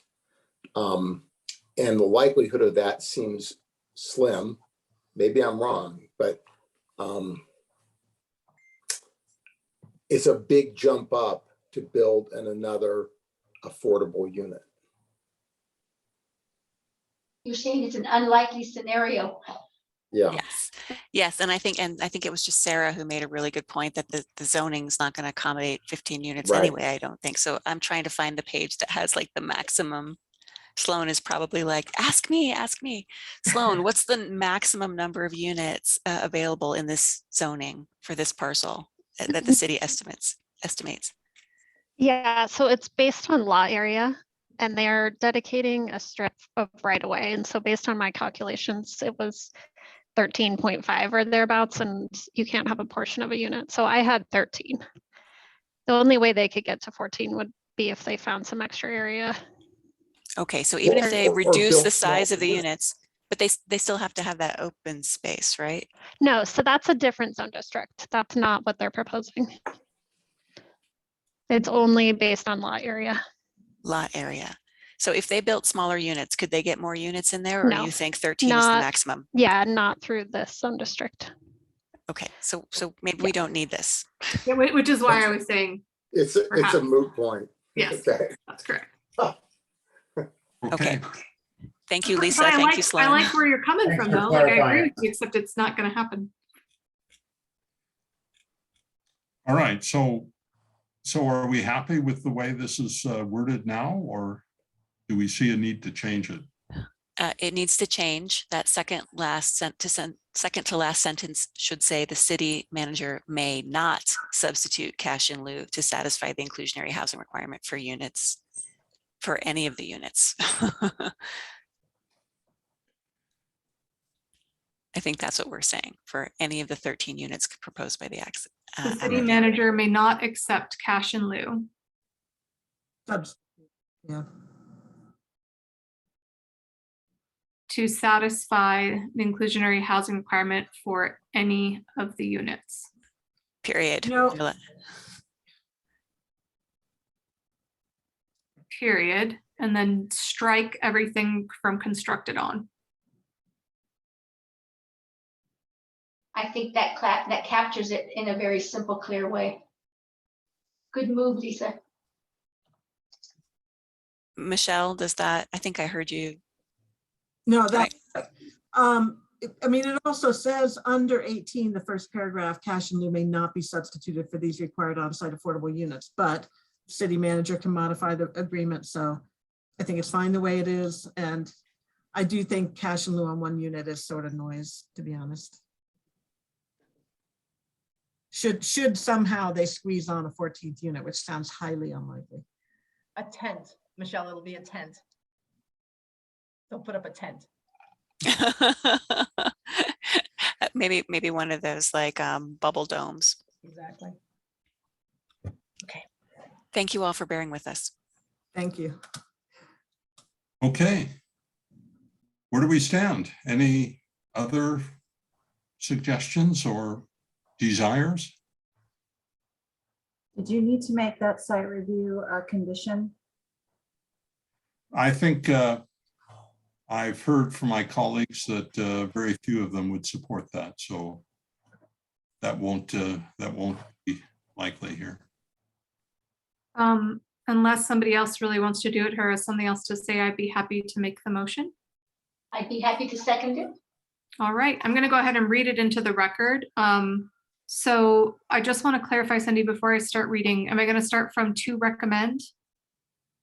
Yeah, just say, you can say, I recommend. Okay, great. I recommend city council approval of the proposed annexation of the properties at 304 and 334 Arapahoe Avenue with initial zoning of residential medium 3 RM3 pertaining to case number LUR 2021-00003, incorporating the staff memorandum as findings of fact, subject to the recommended conditions of approval for the annexation as provided for in the annexation agreement attachment C with the following conditions. 1, paragraph 18G shall read as follows: modification of affordable housing. The applicant and city manager or her delegate may agree to modify the requirements set forth in this paragraph 18, provided the city manager finds a proposed development would provide an affordable housing benefit that provides a community benefit at least equivalent to the housing benefit provided by the affordable units required herein. The city manager may not accept cash in lieu to satisfy the inclusionary housing requirement for any of the units. 2, the applicant will inventory the trees removed during construction. These trees will be replaced with an equal or greater number of on-site trees of equal or greater environmental quality as approved by appropriate city staff. Okay, I Can think, can I say something? Cindy, would you mind? My name is ML, not just M. I always do just the first initial. ML is the whole first initial. Okay. Sorry. okay. Can I make a slight tweak? I'm sorry. Let me ask, do we need to say these trees will be replaced by the applicant by an equal or Oh. greater number of on-site trees, just specifying who will do the replacement? Can I make Yeah. that friendly amendment? These trees will be replaced by the applicant. I accept your amendment. I accept. Oh, she accept. I second it. Thank you. Cindy, could you Okay. add into the second condition, second sentence, these trees will be replaced by the applicant by, so add another by, by, an equal number. Okay, great. Okay. I think I'll call the vote. All in favor, say aye. John. Do a separate You have vote. to roll, right? You have to do a roll call, please. Oh, roll call. Okay. ML, I. George, Aye. Lisa, Aye. Laura, Aye. Mark. Aye. Let's see, who else have I not called yet? I'm looking for all the, Yourself. oh, Sarah. Sarah Aye. and John, aye. Okay, and now we have another motion. Mark is, would you like to make that motion? Sure. I move. It's fine. Anyway, I move. Given the uncertainty of the governance of the existing quote driveway or lane end quote west of 302 Arapahoe property, aka Starrick Road, aka Viewpoint Trail Access Road, Planning Board recommends that City Council ensure that public access remain unrestricted in perpetuity through confirmation of an existing easement or an IGA with Boulder County, or the city taking control of the access lane, or another mechanism. Take out the word of, another mechanism. I think that's an extra of there. Yep, between mechanism and ensuring, there you go. No, that, I think that needs to stay, actually. Okay, does it? Yeah. Another mechanism. I think either one is grammatically correct, whether you're using, yeah. Either one. Oh, all right, well, take it out. You're the motion maker. Okay, it sounds awkward to me. I would prefer it out. Okay. So it would read beginning with or another mechanism ensuring perpetual public access. And I'm sorry, I got to reading before I had a second. I'll second. Oh, no, John, you got it. John got it. Okay, I'll second that one. Okay, let's call a vote on that. George? Aye. Lisa? Aye. Laura? Aye. Mark? Aye. Sarah? Aye. ML? I. And John? Aye. Okay. Have we, are there any other points and issues that could be discussed or raised in this matter? Just a big thank you maybe to staff and the applicant and my fellow planning board members. We got there. Congratulations before 10 o'clock. Big thank you from the applicant to the planning board for seeing your way to this approval or this recommendation. I really appreciate it. Thank you. Okay, we're looking forward to a beautiful job that you do there. I think so. Whoever gets to live there will be very, very lucky. And so thank you, Mark Young, for helping make that vision happen. Thank you. Okay. All right, I think we can move on in our agenda. Just for planning purposes, we'll call a break at the first opportunity after 10 o'clock, I think. Okay, let's see. I've lost track on the agenda where we are. It might be best, John, if we can just power through. We just have one more presentation with Edward, and then we just Okay. and then we don't have any more presentations. We just have some. Okay, Edward, let's hear your wisdom tonight. All right, good evening. Thank you, members of Planning Board. I also want to recognize Garrett Slater is with us tonight, is the Principal Transportation Projects Engineer. The two of us are the co-leads on the transportation update to the DCS. Hopefully you can see my screen. Yes. I can get my screens ranged. All right, I'm going to go through this very quickly given the late hour of the night. But of course, if you need me to stop at some point for any item, please feel free. The purpose of tonight is to provide an update to the board on the Transportation Standard Phase 2 project that has been ongoing for a while now. So we will talk through a little bit of the purpose and the background, go over the timeline and community engagement that has occurred, review a high level of the 60% proposed changes. You had more details available in your packet and available also through links in your packet online. We'll cover some high level ones and we'll talk about the next steps.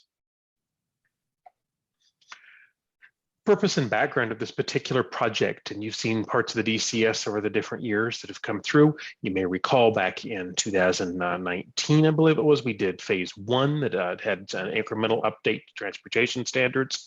This is phase 2 of the update of a portion of the city's design and construction standards. Keep in mind the DCS is used for all public infrastructure and privately built public infrastructure in the city's rights of ways and easements. The DCS itself addresses transportation, utilities, stormwater, a number of areas. This particular update is related to transportation and landscaping of the public ways and public facilities.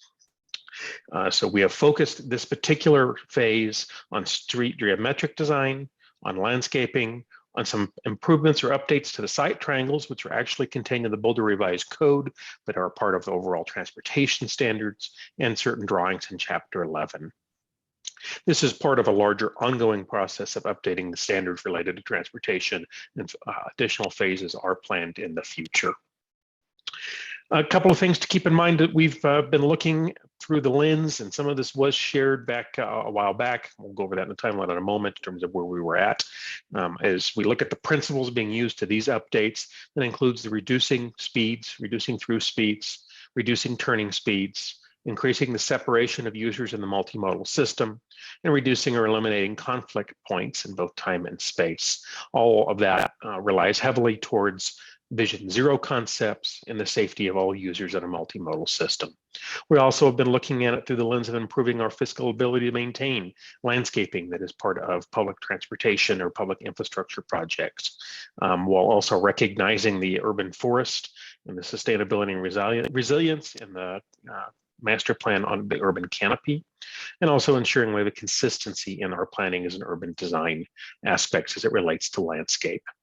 So where are we? Where are we going? Where have we been? Back in 2020 and early 2021, we did project scoping and consultant selection.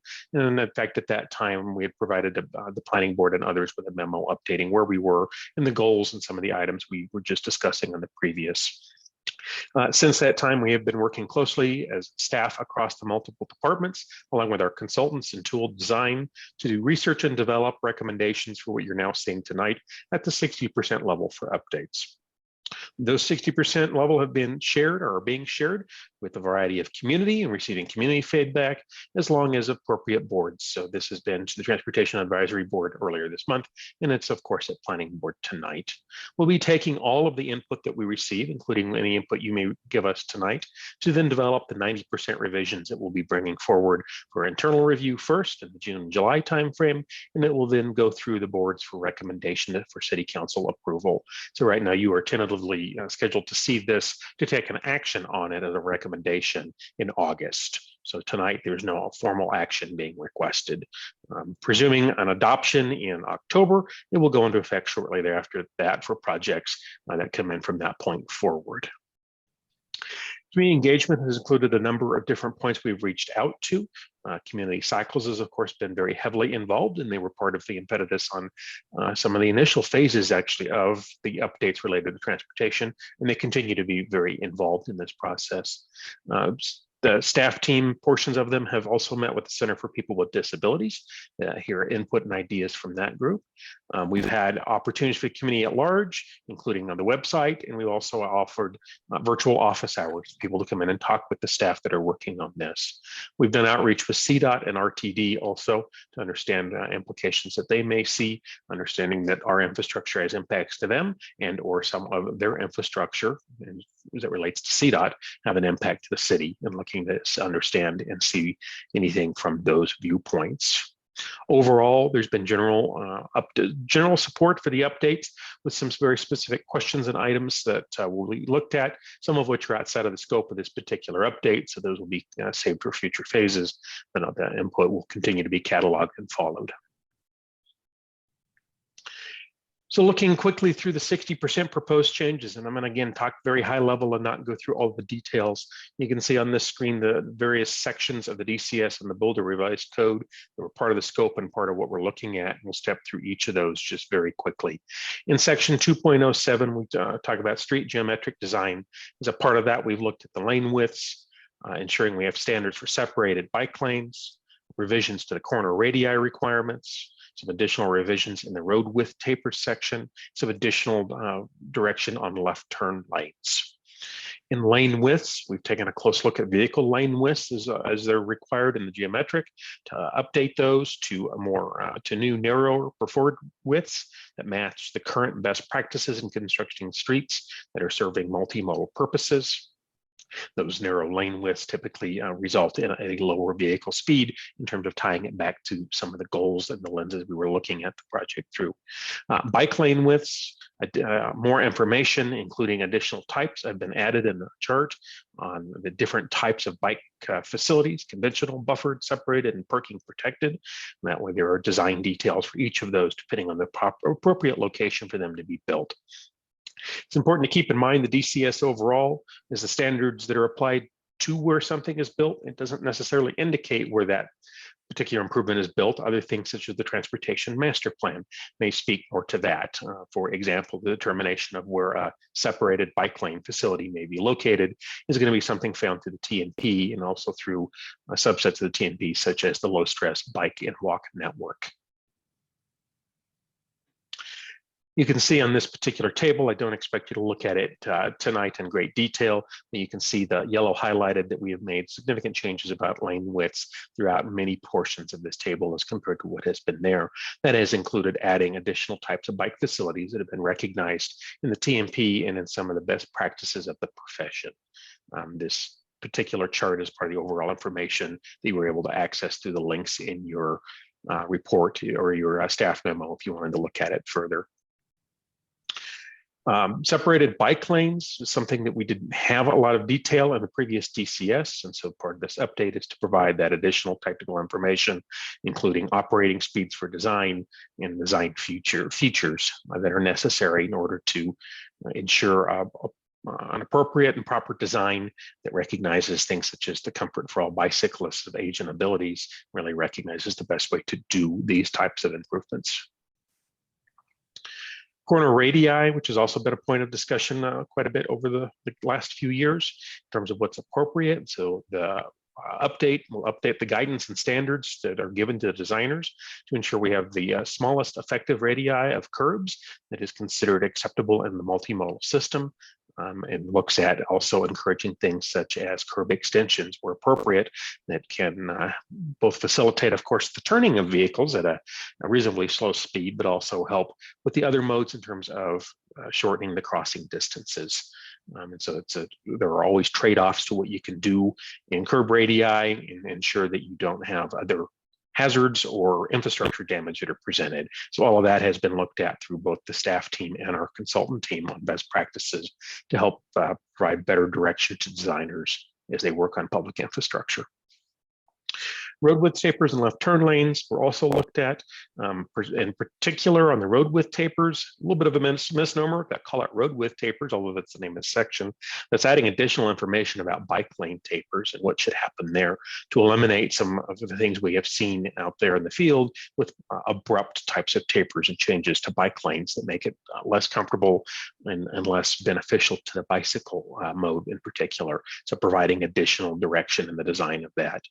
Left turn lanes, also additional information in there to clarify the use and when single left turn lanes versus dual, and a statement that triple left turns require additional approval. There is only one triple left, I believe, in the city at this point, making a clarification.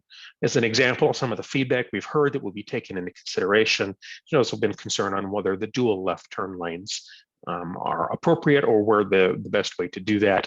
We'll be working on that based upon some feedback from both the community and TAB to do some additional modifications to what we bring forward at the 90% final version of these changes. Some additional items in section 2.11, looking at separated bike lanes at driveways and intersections. Again, areas where the current DCS did not have a lot of direction for the design of these. And so you'll see new figures being added for the bike lanes at driveways and also at intersections. Again, if you want to see the specific details, they were available through your packet, or I can certainly bring up a slide later. Through this work, which we didn't originally necessarily identify, but through it as we've been gathering the information and some of the best practice and some of our current practice, have identified the need to potentially add a new section, section 2.14 for traffic calming, to again provide additional direction on how to do neighborhood traffic circles and raised crossings, which we've been experimenting and implementing in a number of places over the years, but didn't have adopted design criteria. And so we will through this update. In the neighborhood traffic circles, it's another new figure being added, again, to help provide direction and guidance on how those should be designed if they're selected in a traffic calming project, or in, quite honestly, if they're part of a private development project that's been identified as a need that they've created on the public infrastructure and public streets. And the raised crossings, as I talked just a few minutes ago, adding a figure and developing it into some additional standards and guidance to designers, especially as we start to see more potential of those being done by private development or other parties that are not on the city's design team, and needing to ensure commonality in that design, and that it's something that, from our experience, works best in our community. As a part of all of that, there are also updates to be made in Chapter 11 to a number of related drawings. I'm not going to talk through each of these in detail, just so you know, you will be seeing it, of course, the final version that goes forward for adoption. A number of drawings that help to provide or update information, again, looking to best standards, looking to the TMP goals, looking to the lens that we talked about at the beginning of this presentation, continuation of that list. See a number of items related, some of them, of course, to curb return, given we're talking about radii modifications, other items through there that need to be updated to reflect the information and the updates in the earlier part of Chapter 2. In addition to Chapter 2, we have updates in the chapters on landscape and streetscape. Part of that is recognizing some of the work that has been done through our colleagues in transportation and mobility on green infrastructure and transportation landscapes, along with Parks and Rec and planning and development services. Some of these have been looked at actually for a number of years, and we're trying to bring forward now as a part of this overall, as it relates to landscape in the public way. That landscape, of course, is frequently constructed by both private and public projects. And this is bringing it into the best practices in safety, mobility, sustainability, or quality, or all of the above.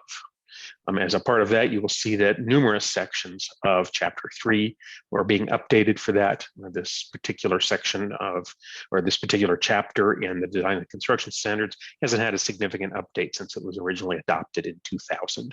And so it is time to make significant changes there. So part of that, it looks at the tree buffer, irrigation, recommended plantings, a number of those items to be updated using, again, the collaborative work between the multiple departments involved. These chapters are used by both the city's capital projects team and private development as it relates to their landscape design. Examples of that on the public project side would be the diagonal reconstruction of a few years ago, in 2016, which looked to the standards that were in effect for landscape design. In addition to Chapter 3, Chapter 10 also has street and landscape standards, and most of those sections are being updated to align again with the work in both Chapter 3 and 10. I know I'm going really quick here. We're almost done with the formal presentation to keep us moving. We can go back at any time if you need to. The last section that we're working on to bring forward as a part of this are revisions to site triangles that are found in the Boulder Revised Code. Those are located in the Boulder Revised Code because they're not just applicable at the time of the design of facilities, but are also applicable to property owners for the maintenance of their landscape, fencing, or other items to ensure that visibility at key intersections or conflict points is maintained. And so that is part of the Boulder Revised Code that is applicable at any given time. In this particular update, we're looking at an update on the 15 by 15 triangle, which we'll talk about in a moment, and adding a new one as it relates to multi-use paths that are intersecting alleys or driveways, an area that we've heard concern about for years and have identified through this work and through best practices review, it would be helpful to add to our code. On the 15 by 15 site triangle, that's overall been a general requirement in the BRC for some time, but we are updating the figure and updating how this is measured to ensure that it is easier to enforce in the field and easier for most people to be able to identify where it needs to be done. And so for this particular one, the change is rather than recognizing the 15 by 15 measurement as being at the property line, for which a surveyor is usually necessary to confirm where that property line is, it's recognizing that it's the back of sidewalk in the case of a location where there's sidewalk, or the back of curb if there is no pedestrian facility there. Again, this particular change will actually make it easier to enforce in the field and easier for a property owner to understand what their requirements are. Property line is not something that's usually the easiest to find out in the field, and will assure a uniformity of application, because there are places where property lines can be sometimes, well, down the middle of the sidewalk because we have easement for it, sometimes well behind the sidewalk. So this will help to provide uniformity to that site triangle. And then, as I've mentioned briefly before, adding the multi-use path intersecting alley and driveway. Right now, the 15 by 15 is the only site triangle we have to apply to that. And we recognize that in those locations, that's not necessarily as adequate or beneficial to what we need to do. And so we're bringing forward a recommendation to actually create a site triangle that is 15 feet by 96 feet, recognizes the higher speed travel that can occur on bicycles, on and scooters and other wheeled transportation on the multi-use path, and provides a greater sight distance area for vehicles coming up through either a driveway or an alley to cross a multi-use path. Those are the items that will come forward. Again, that we're at our 60% level and bringing things together rapidly towards a final version. The next steps will be taking the community engagement and the feedback of the 60% revision. In fact, we've already started this with some of the feedback we received on the staff team to work then in the coming couple of months on developing our 90% revisions. So we do that, we'll finalize it, be bringing it forward through the process for adoption later this year. That's my very rapid presentation. I did cut out about half of the slides of really detailed information in here. But if there are specific questions, we can go back to that. If you also, looking at the lateness of the night, if you should come up with additional feedback or items you'd like to share, since it's not an actual vote or action item tonight, please feel free to send those to me. I do ask that you try and do it by no later than next Wednesday. We are on a tight schedule to take all of that feedback in and make sure we look at it appropriately. And so if we receive it later than that, it will be difficult to ensure we look at it in totality with the staff team and consultant team. But want to leave that as an open opportunity for those that may recognize that at this hour of the night, you may or may not think of everything you wanted to have input on. With that, I'll turn it back to the chair. Thank you. So any questions from the board? ML? I do. I just have a I guess a question for my own understanding. You talked in a number of places about consultants. What kind of consultants would the city need to bring in? It seems like you've got a pretty robust staff. So what? Certainly. So there were a couple of reasons to bring in consultant. First was just the recognition of the resources we had available on the staff side to do this work. And so having some additional consulting help to ensure we could move this project through at a more reasonable timeline than we were able to in juggling the variety of projects on the work program in both transportation and mobility and planning and development services. The second was we wanted to ensure that we had some view of some best practices nationwide on, especially in our geometric and some of the multimodal transportation system design. While we have great experts on staff and people that are very well informed and do lots of great work, at times there may be things we can learn from others. And so Tool Design was actually selected and brought in. They are a nationwide firm known quite well actually for their multimodal approach to transportation design and have been involved in, I believe it was Denver's, Seattle's, a number of significant other jurisdictions in the update of some of their standards. And so they were able to help ensure we were looking at things through all the potential opportunities out there and see if there were things we could learn from others on. So that was the second reason to bring a consultant on board. Perfect. Okay. Thank you. I appreciate that. Mark? Hi, this is a great topic, and Ed, I appreciate all your work. And so I'm going to phrase my comments as questions, and I'm hoping you can do a rapid fire answer because we have some people that need to leave. I'll save my little bit longer one for the last. Site triangles, enhanced site triangles are really good on multi-use paths. What's even better in my mind is elimination of curb cuts and consolidation of curb cuts and access. We just called up tonight, we for a later date, another drive-in on 28th Street, on the west side of 28th Street. My question is, does the updates to the DCS, how does it encourage reduced curb cuts and consolidated and encourage consolidated access? And I can quickly address that. It's actually addressed in the Boulder Revised Code in Title IX. So the DCS gives you the directions for how to design a curb cut. In Title IX in the site access standards talks about how many and how you can do shared, where shared access, how many curb cuts you can have, what the analysis is to have more than one. That particular area of work was not a part of this phase of the standards update. Okay, sticking to site triangles for just a moment more. There is a new there is a pedestrian crossing at 15th and Iris, and it's soon to be updated, I believe, with the rapid flashing yellow indicator, RFFBs, or whatever the acronym is. As a pedestrian approaching from the south, headed north across Iris, I don't believe the current design would meet the proposed site triangles that you showed in the DCS. Do you have knowledge of that particular crossing design, and are those sight lines as proposed in the new DCS applicable to that crossing? So I don't have knowledge of the specific design there. I've not reviewed it myself or seen it. What I will do is take that back for discussion as a point to be highlighted with our colleagues in transportation and mobility. Great, thank you.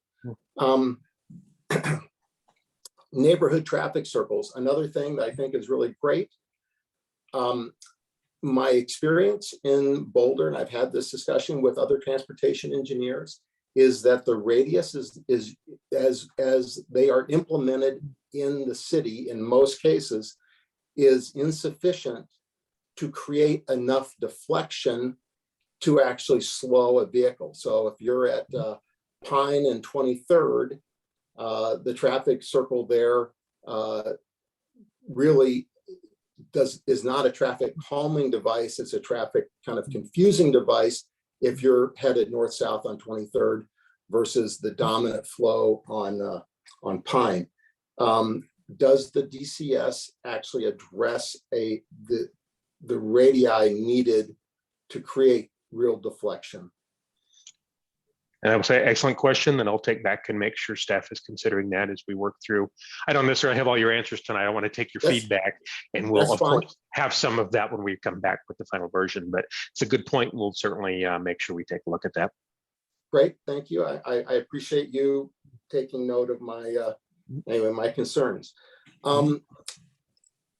There are a number of places where I would hope and anticipate that the city would implement paid parking in the future.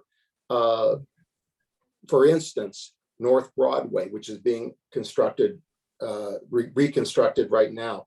In the new parts of the phase 2 of the transit area village, and in Diagonal Plaza, which we just approved through site review a couple weeks ago. My question is, does the DCS require power posts, etc., needed if you were going to implement paid parking in the public right of way on those streets? It does not at this point, although I believe some of the newest equipment being used through Community Vitality in our parking and access management is solar powered. So not all of these actually require utility access. Okay, great. That's great. Solar power is better, but anyway, it's something that's come up in the past where it's like, well, we want to do, maybe we should do paid parking there, but old conventional meters and so forth are anyway, there's not infrastructure there to accommodate that. Okay, last one, final one, and this is a little bigger one. But speaking of Diagonal Plaza, during our site review process, I voiced a concern about the street cross section as shown in the application as being approximately 30 some feet in width with parallel parking on both sides and 2 travel lanes. And that was the extent of that street cross section, which both the application and everything else said, this will set the tone for the rest of the street connecting 28th to 30th and these new unnamed streets. And the applicant answered my concerns by simply saying, well, this is what staff told me to build. They told me to build this based on the DCS. So when we're actually creating new streets in new locations, it seems to me that sometimes the answer is, well, that's what the DCS tells us to do. Would your new revisions in the DCS have resulted in any sort of different cross-section, additional bike lanes, a two-way, a bi-directional bikeway on one side of the street? Would the DCS have yielded a different product than 2 rows of parking and 2 travel lanes? In that particular project, no, I don't believe it would have. Again, the DCS gives you the standards to design a variety of facilities. Other things give the input about where those facilities are. The other thing I would say, the street cross sections themselves were not a part of this phase, and I recognize that there's a desire, I know, from many places to open that conversation in a future phase for whether there are future modifications. In terms of this work, the primary things that could have any change or impact to that would be the update to the lane width standards. Okay, all right, that's it for me tonight. Thank you, and again, I think you got what I'm kind of pointing to in my comments, so thanks much. Yep. Okay. Other questions? ML?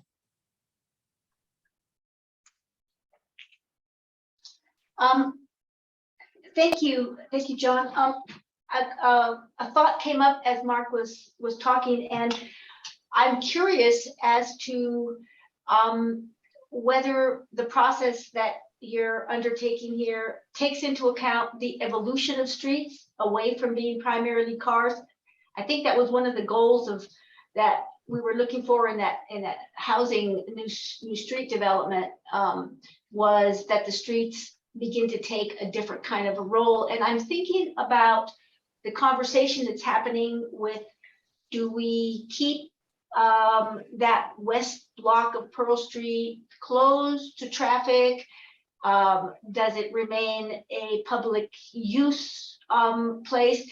Is there some hybrid as streets can start transitioning away from cars, and especially in commercial areas like the edges of our pedestrian mall? Is there something like that happening, coming in either from consultants, or do we have a little section of innovation in streets in this process? So it's not in this current phase of the DCS updates. You have to be cautious when we talk about writing standards and regulations about how those can be applied, because they have to be standards and regulations. And so those provide a variety of different challenges.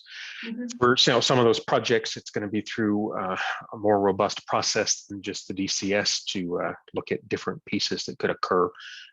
Sometimes that has occurred in sub-community plans in terms of street cross sections that are adopted that may look at things.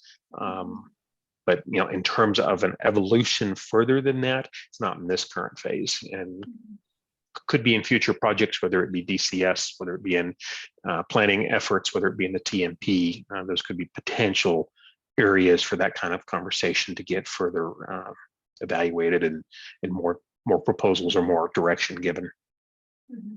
Yeah, I like that you're suggesting that they become a part of more localized design guidelines. The new street sections that could help us evolve away from cars. Thank you. Okay, I'm trying to look at everybody. Any other questions? All right, well, thank you. I think you may get a few direct questions after the meeting, but appreciate this. And I see Jarrett was here too. Thank you also for coming. So good luck. Thank you. Okay. So now we'll move on through our agenda. Next is an information item on a briefing on the joint board meeting for June 23rd. Yes, that's just an information item, John. So you can read through it on your own. It's about the joint board meeting that you're going to be having on the 23rd. So it's just a little prequel for you. My information for you on that is this week we had a discussion and we are going to be now doing it virtual. So it is not going to be an in-person meeting. We thought, let's not be responsible for a super spreader. So it will be a virtual meeting now. Well, it's too bad, but I understand the situation. Yeah, Thank you. unfortunately. Yeah. And so go ahead. Okay. All right. So I think now we'll take matters from the board. And I suspect, Mark was I knew Mark had one, but I don't see him with us anymore. Anybody else? Trying to move as quickly. Oh, here's Mark. Yeah, no, I'm here. Yeah. Okay. Yeah. Well, John, you want to take up the topic you and I talked about? Is that what you're? Okay. Well, Mark and I had a brief phone conversation the other day about the concerns with the CU Conference Center and Hotel and how that interacts with the bike path going up Broadway between downtown and the university. And so last time when we spoke about this, Mark had agreed to write a draft that could be sent from us to council to detail our concerns. In our phone conversation last week, we thought that it might also be useful to invite folks from CU to inform us their plans and how they propose to deal with that bike path crossing at Marine Street or Grandview, I guess it is. And we thought that would be a good and worthwhile thing to do, and wanted to bring it up and see what you folks thought and whether you agreed that that was a useful thing. So what do you think about inviting the CU folks to tell us what's going on there and what their plans are? I think that's a good idea, John, if they're open to it. I'm not sure I feel quite as strongly as you and Mark do, but I also haven't dug into it the way you guys have. And I'd like them to have the chance to come share their thoughts and where they're going, and then we'd maybe know how we wanted to move or not after hearing from CU. Okay, I can tell that's the attitude of someone who lives to the south of CU. I do, yes. I can get wherever I need to go without touching either CU, yeah, or downtown. Yeah. Otherwise, Sarah, what do you think?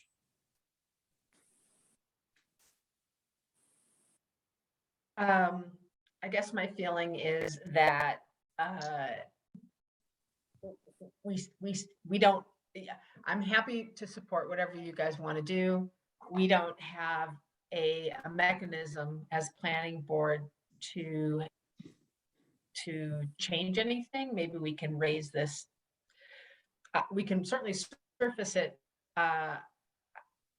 It is unclear to me based on what Hella has said to us, what impact we might have, but maybe CU in wanting to be a good partner in town and gown will find some way forward that addresses this challenge. But I think just broadly across the city, the intersection of bike paths and cars is a real, it's a thing. we can, it's a little bit like, whack-a-mole. And so it's worth it, but I'm not trying to be defeatist. I just really don't have any sense of whether CU's going to care, to be totally honest. Well, yeah, I mean, it's been made clear to us that our authority in this matter is limited, but I think the value of raising this as a public issue may be considerable. But anyway, George, what do you think? I'm supportive. I mean, honestly, I've got limited bandwidth, and we're having planning board meetings every single week these days, and they're long. So adding something that we have limited power on to an already packed agenda doesn't necessarily feel like super important to me. But again, I'm happy to support my colleagues. If you guys think this is important, I'm happy to go along for the ride, but that's kind of my position. Okay. Laura? I think I'm in the same boat. Like I can recognize how important this issue is, and I hope that we do get a chance to do something about bike path and vehicle crossings in general. That's one of my major concerns with the project that we called up tonight, or that we're going to have called up, said that we want to call up. So I hope that we can get there. Yeah, we did call it up. It will come back to us. I'll get the terminology here in a second. But I'm kind of in the same boat with George and Sarah about the number of meetings that we have, the length of the meetings, and the need to kind of focus our agenda on the things that staff need from us, which is considerable, like a lot of our attention. So if we can find a way to get this in, I wouldn't want to see it bump something else that is vital to get our input on, but I'm also supportive. I think it's interesting, and it's a very, very important issue that we have limited control over because of the town and gown relationship. ML? So I'm guessing that the intent of bringing CU into kind of let us know what their thoughts are is so that we can craft a better, more focused letter to city council. I mean, that's the point, right? We want to get a position and we want input from the other side to see what our position is. Yes. Yeah. I absolutely, I agree with, we are overbooked. I can't believe we have a planning meeting every week, it seems. But I do understand that if it could happen, if we could make that happen, I think there would be value in it. So I'd be willing to. Okay. Can I make a suggestion? Sarah? That John and Mark be deputized to reach out, do the work, and then sit down with Edward, who would be the staff person who actually has any sway over this, not sway, he's the one who's gonna be doing the implementation of the CU plans. He won't be doing the implement, he'll be the one negotiating. And in the ways that you all can expand this to be more citywide, because frankly, focusing on one intersection seems, it isn't nitpicky, but it is of limited value in the broader conversation in Boulder. And to recognize that this is like this is a trigger to a multi-year discussion, and not something that's going to be solved in the next, at least while I'm on the board, I don't think. But I think I'm happy to deputize, to support you guys to go do that, and see what you come back with.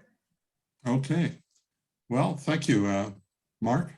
I'll make a super quick comment, John. I think from the feedback we've just gotten, it's incumbent upon you and I to be well prepared, and should see you come to a future meeting and present that. Brevity will be appreciated, and focus, and we'll just try to make it concise. I just want to address one last thing, and yes, bike lane crossings of driveways and intersections is a thing, and it's a citywide thing.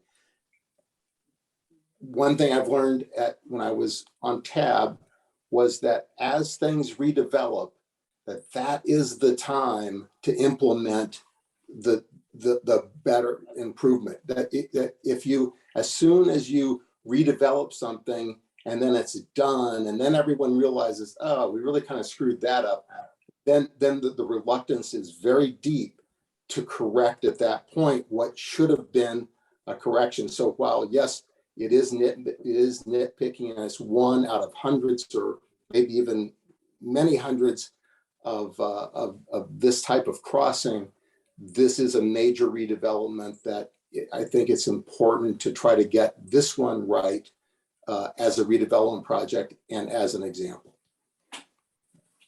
Yeah, Laura. Just one last thought, and we don't have to answer this tonight, but I think it would be useful to know if there's anyone on City Council that has any appetite for doing anything about this. Like, is there anybody at City Council that, okay, there are, okay. Yeah. That's my sense too. Councilor Yates' friend, and I think some others are quite interested in this. Yeah, I can just mention, I'm happy, and I think Mark and I expected to be to take the lead on this. But one, just so you're clear about it, speaking as a frequent bike rider to work past that, it's particularly sensitive because you're going down a hill, and bikers are going really fast and not prepared to stop in the same way that they might be at another intersection. So and it gets a hell of a lot of bike traffic there. So anyway.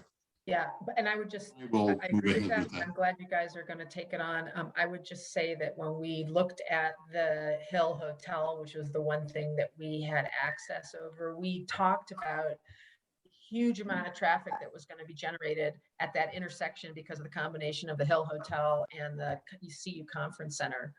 And I totally appreciate you guys worrying about this particular segment, but to me, it is a bigger challenge as the city redevelops and we end up, I know that we aren't seeing fewer cars coming into the city despite all of our efforts. And we are seeing a lot more development, not a lot more, but we're seeing much more compact development. And that means a lot more interaction between pedestrians, cars, bikers, and buildings. And I think we make a lot of assumptions that are probably not accurate.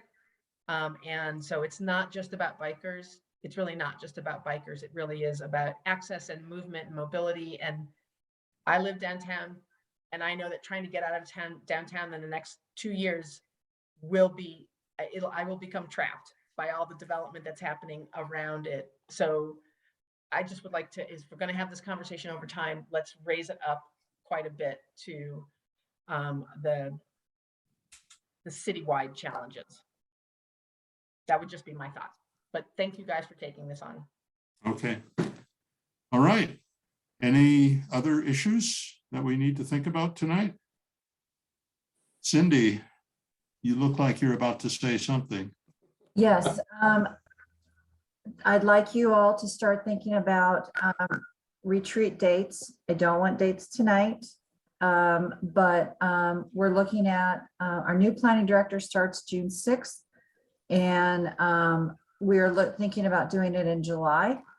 So if you could come to our next planning board meeting next Thursday, yes, it is next Thursday. And I'll be here too. And with some possible dates in mind, that would be very helpful. And so then we can maybe kick around some ideas during matters next Thursday. And so maybe we can have some ideas. Amal? Cindy, what's involved with the retreat? Is it I mean, what is it? I mean, I know what they are, but is it like on a weekend? Is it a whole day? No. Is it a half a day? Is it during the week? What is it? Usually a half day during the week. We can make it longer. I think if I remember right, in the last, Occasionally longer. we've had them longer. I know we've had them longer in the past. It kind of depends on our agenda, you know, what we want to discuss, what y'all want to discuss, how much you want to discuss. So, but it is usually during the week. We don't do weekends. No, staff doesn't want to do weekends. And would it be during the work day, or would it be in the evening? During the weekday. During the weekday. Yeah, Okay. we don't want to do any more evening than we have to do. And we'd like to do it in person, I'm sure. And on that, in that vein, as far as us going back to in person, how do I say this? So we have realized that we have some constraints with going back into chambers. We've realized there are some technical issues with going into chambers. And long and short of it is they don't know how to do a meeting that's not council in chambers. With all that, because they have a tremendous amount of staff helping with council. We're not council. And so they don't know how to do it. Have the technology to do that. And so we are on standby. We are probably going to be the first board, once they figure out the technology, to go in person. All of my other boards are virtual through the rest of the year, period, because we cannot figure out the technology. But planning board, we are slated to be the first board to go hybrid. If we cannot figure out chambers, we may have to find another room, but we will work, but we're working on it. We're working on it diligently. So as of now, we are virtual until we can, and it's all technology. I need to get trained. We all need to get trained. It's a technological issue. That's as basic as I can tell you right now is what it is. It's a technological issue. So, so the earliest we would be able to get to be in person, of course, it's whether we're out of the clear medium and all that as well. you know, it depends on what area we are as far as this pandemic as well too, but the earliest we would be in person is July. But we are supposed to be one of the first because we're planning board. And we're special. We are special. Maybe in more ways than we realize. Okay. Cindy, can I make it, with the chair's permission, can I make a suggestion about a technology tool that may help us with scheduling the retreat? And I can do this offline as well, but there's a scheduling tool I like that's called When is Good. And you can basically give people like a month worth of weekdays, and people just kind of scroll down and highlight the areas that they could make a meeting. And then that will overlap all of our availability and tell you when is good for the whole group. Okay. That might be easier than trying to do it verbally in a meeting and maybe save us some time. Okay. Okay. Thank you. If that works for people. Sure, I can check it out. Just one last thing, I don't know if you all heard me in the beginning, I sent you DoorDash cards for some dinner one night, maybe next week at planning board. I didn't want you to think it was spam and disregard it. So, because I started thinking, oh, that they might think that's not real. So. You're fishing for our information, aren't you, Cindy? Which That's restaurant? right. Like? That's right. No, thank you so much. That's so sweet. Sure. Well, I should have thought of it earlier. I don't know why I didn't even think of it earlier. Well, thank you. Sure. Thanks for the update. All right. Any other points anyone wants to make? All right. I think, wow, we might even be able to get out of here before our hard close time. It was 10, John. All right. I just would like to make the point that you are all awesome, and I appreciate you. Thanks. Okay. Good night. Night, Bye. Bye. Bye.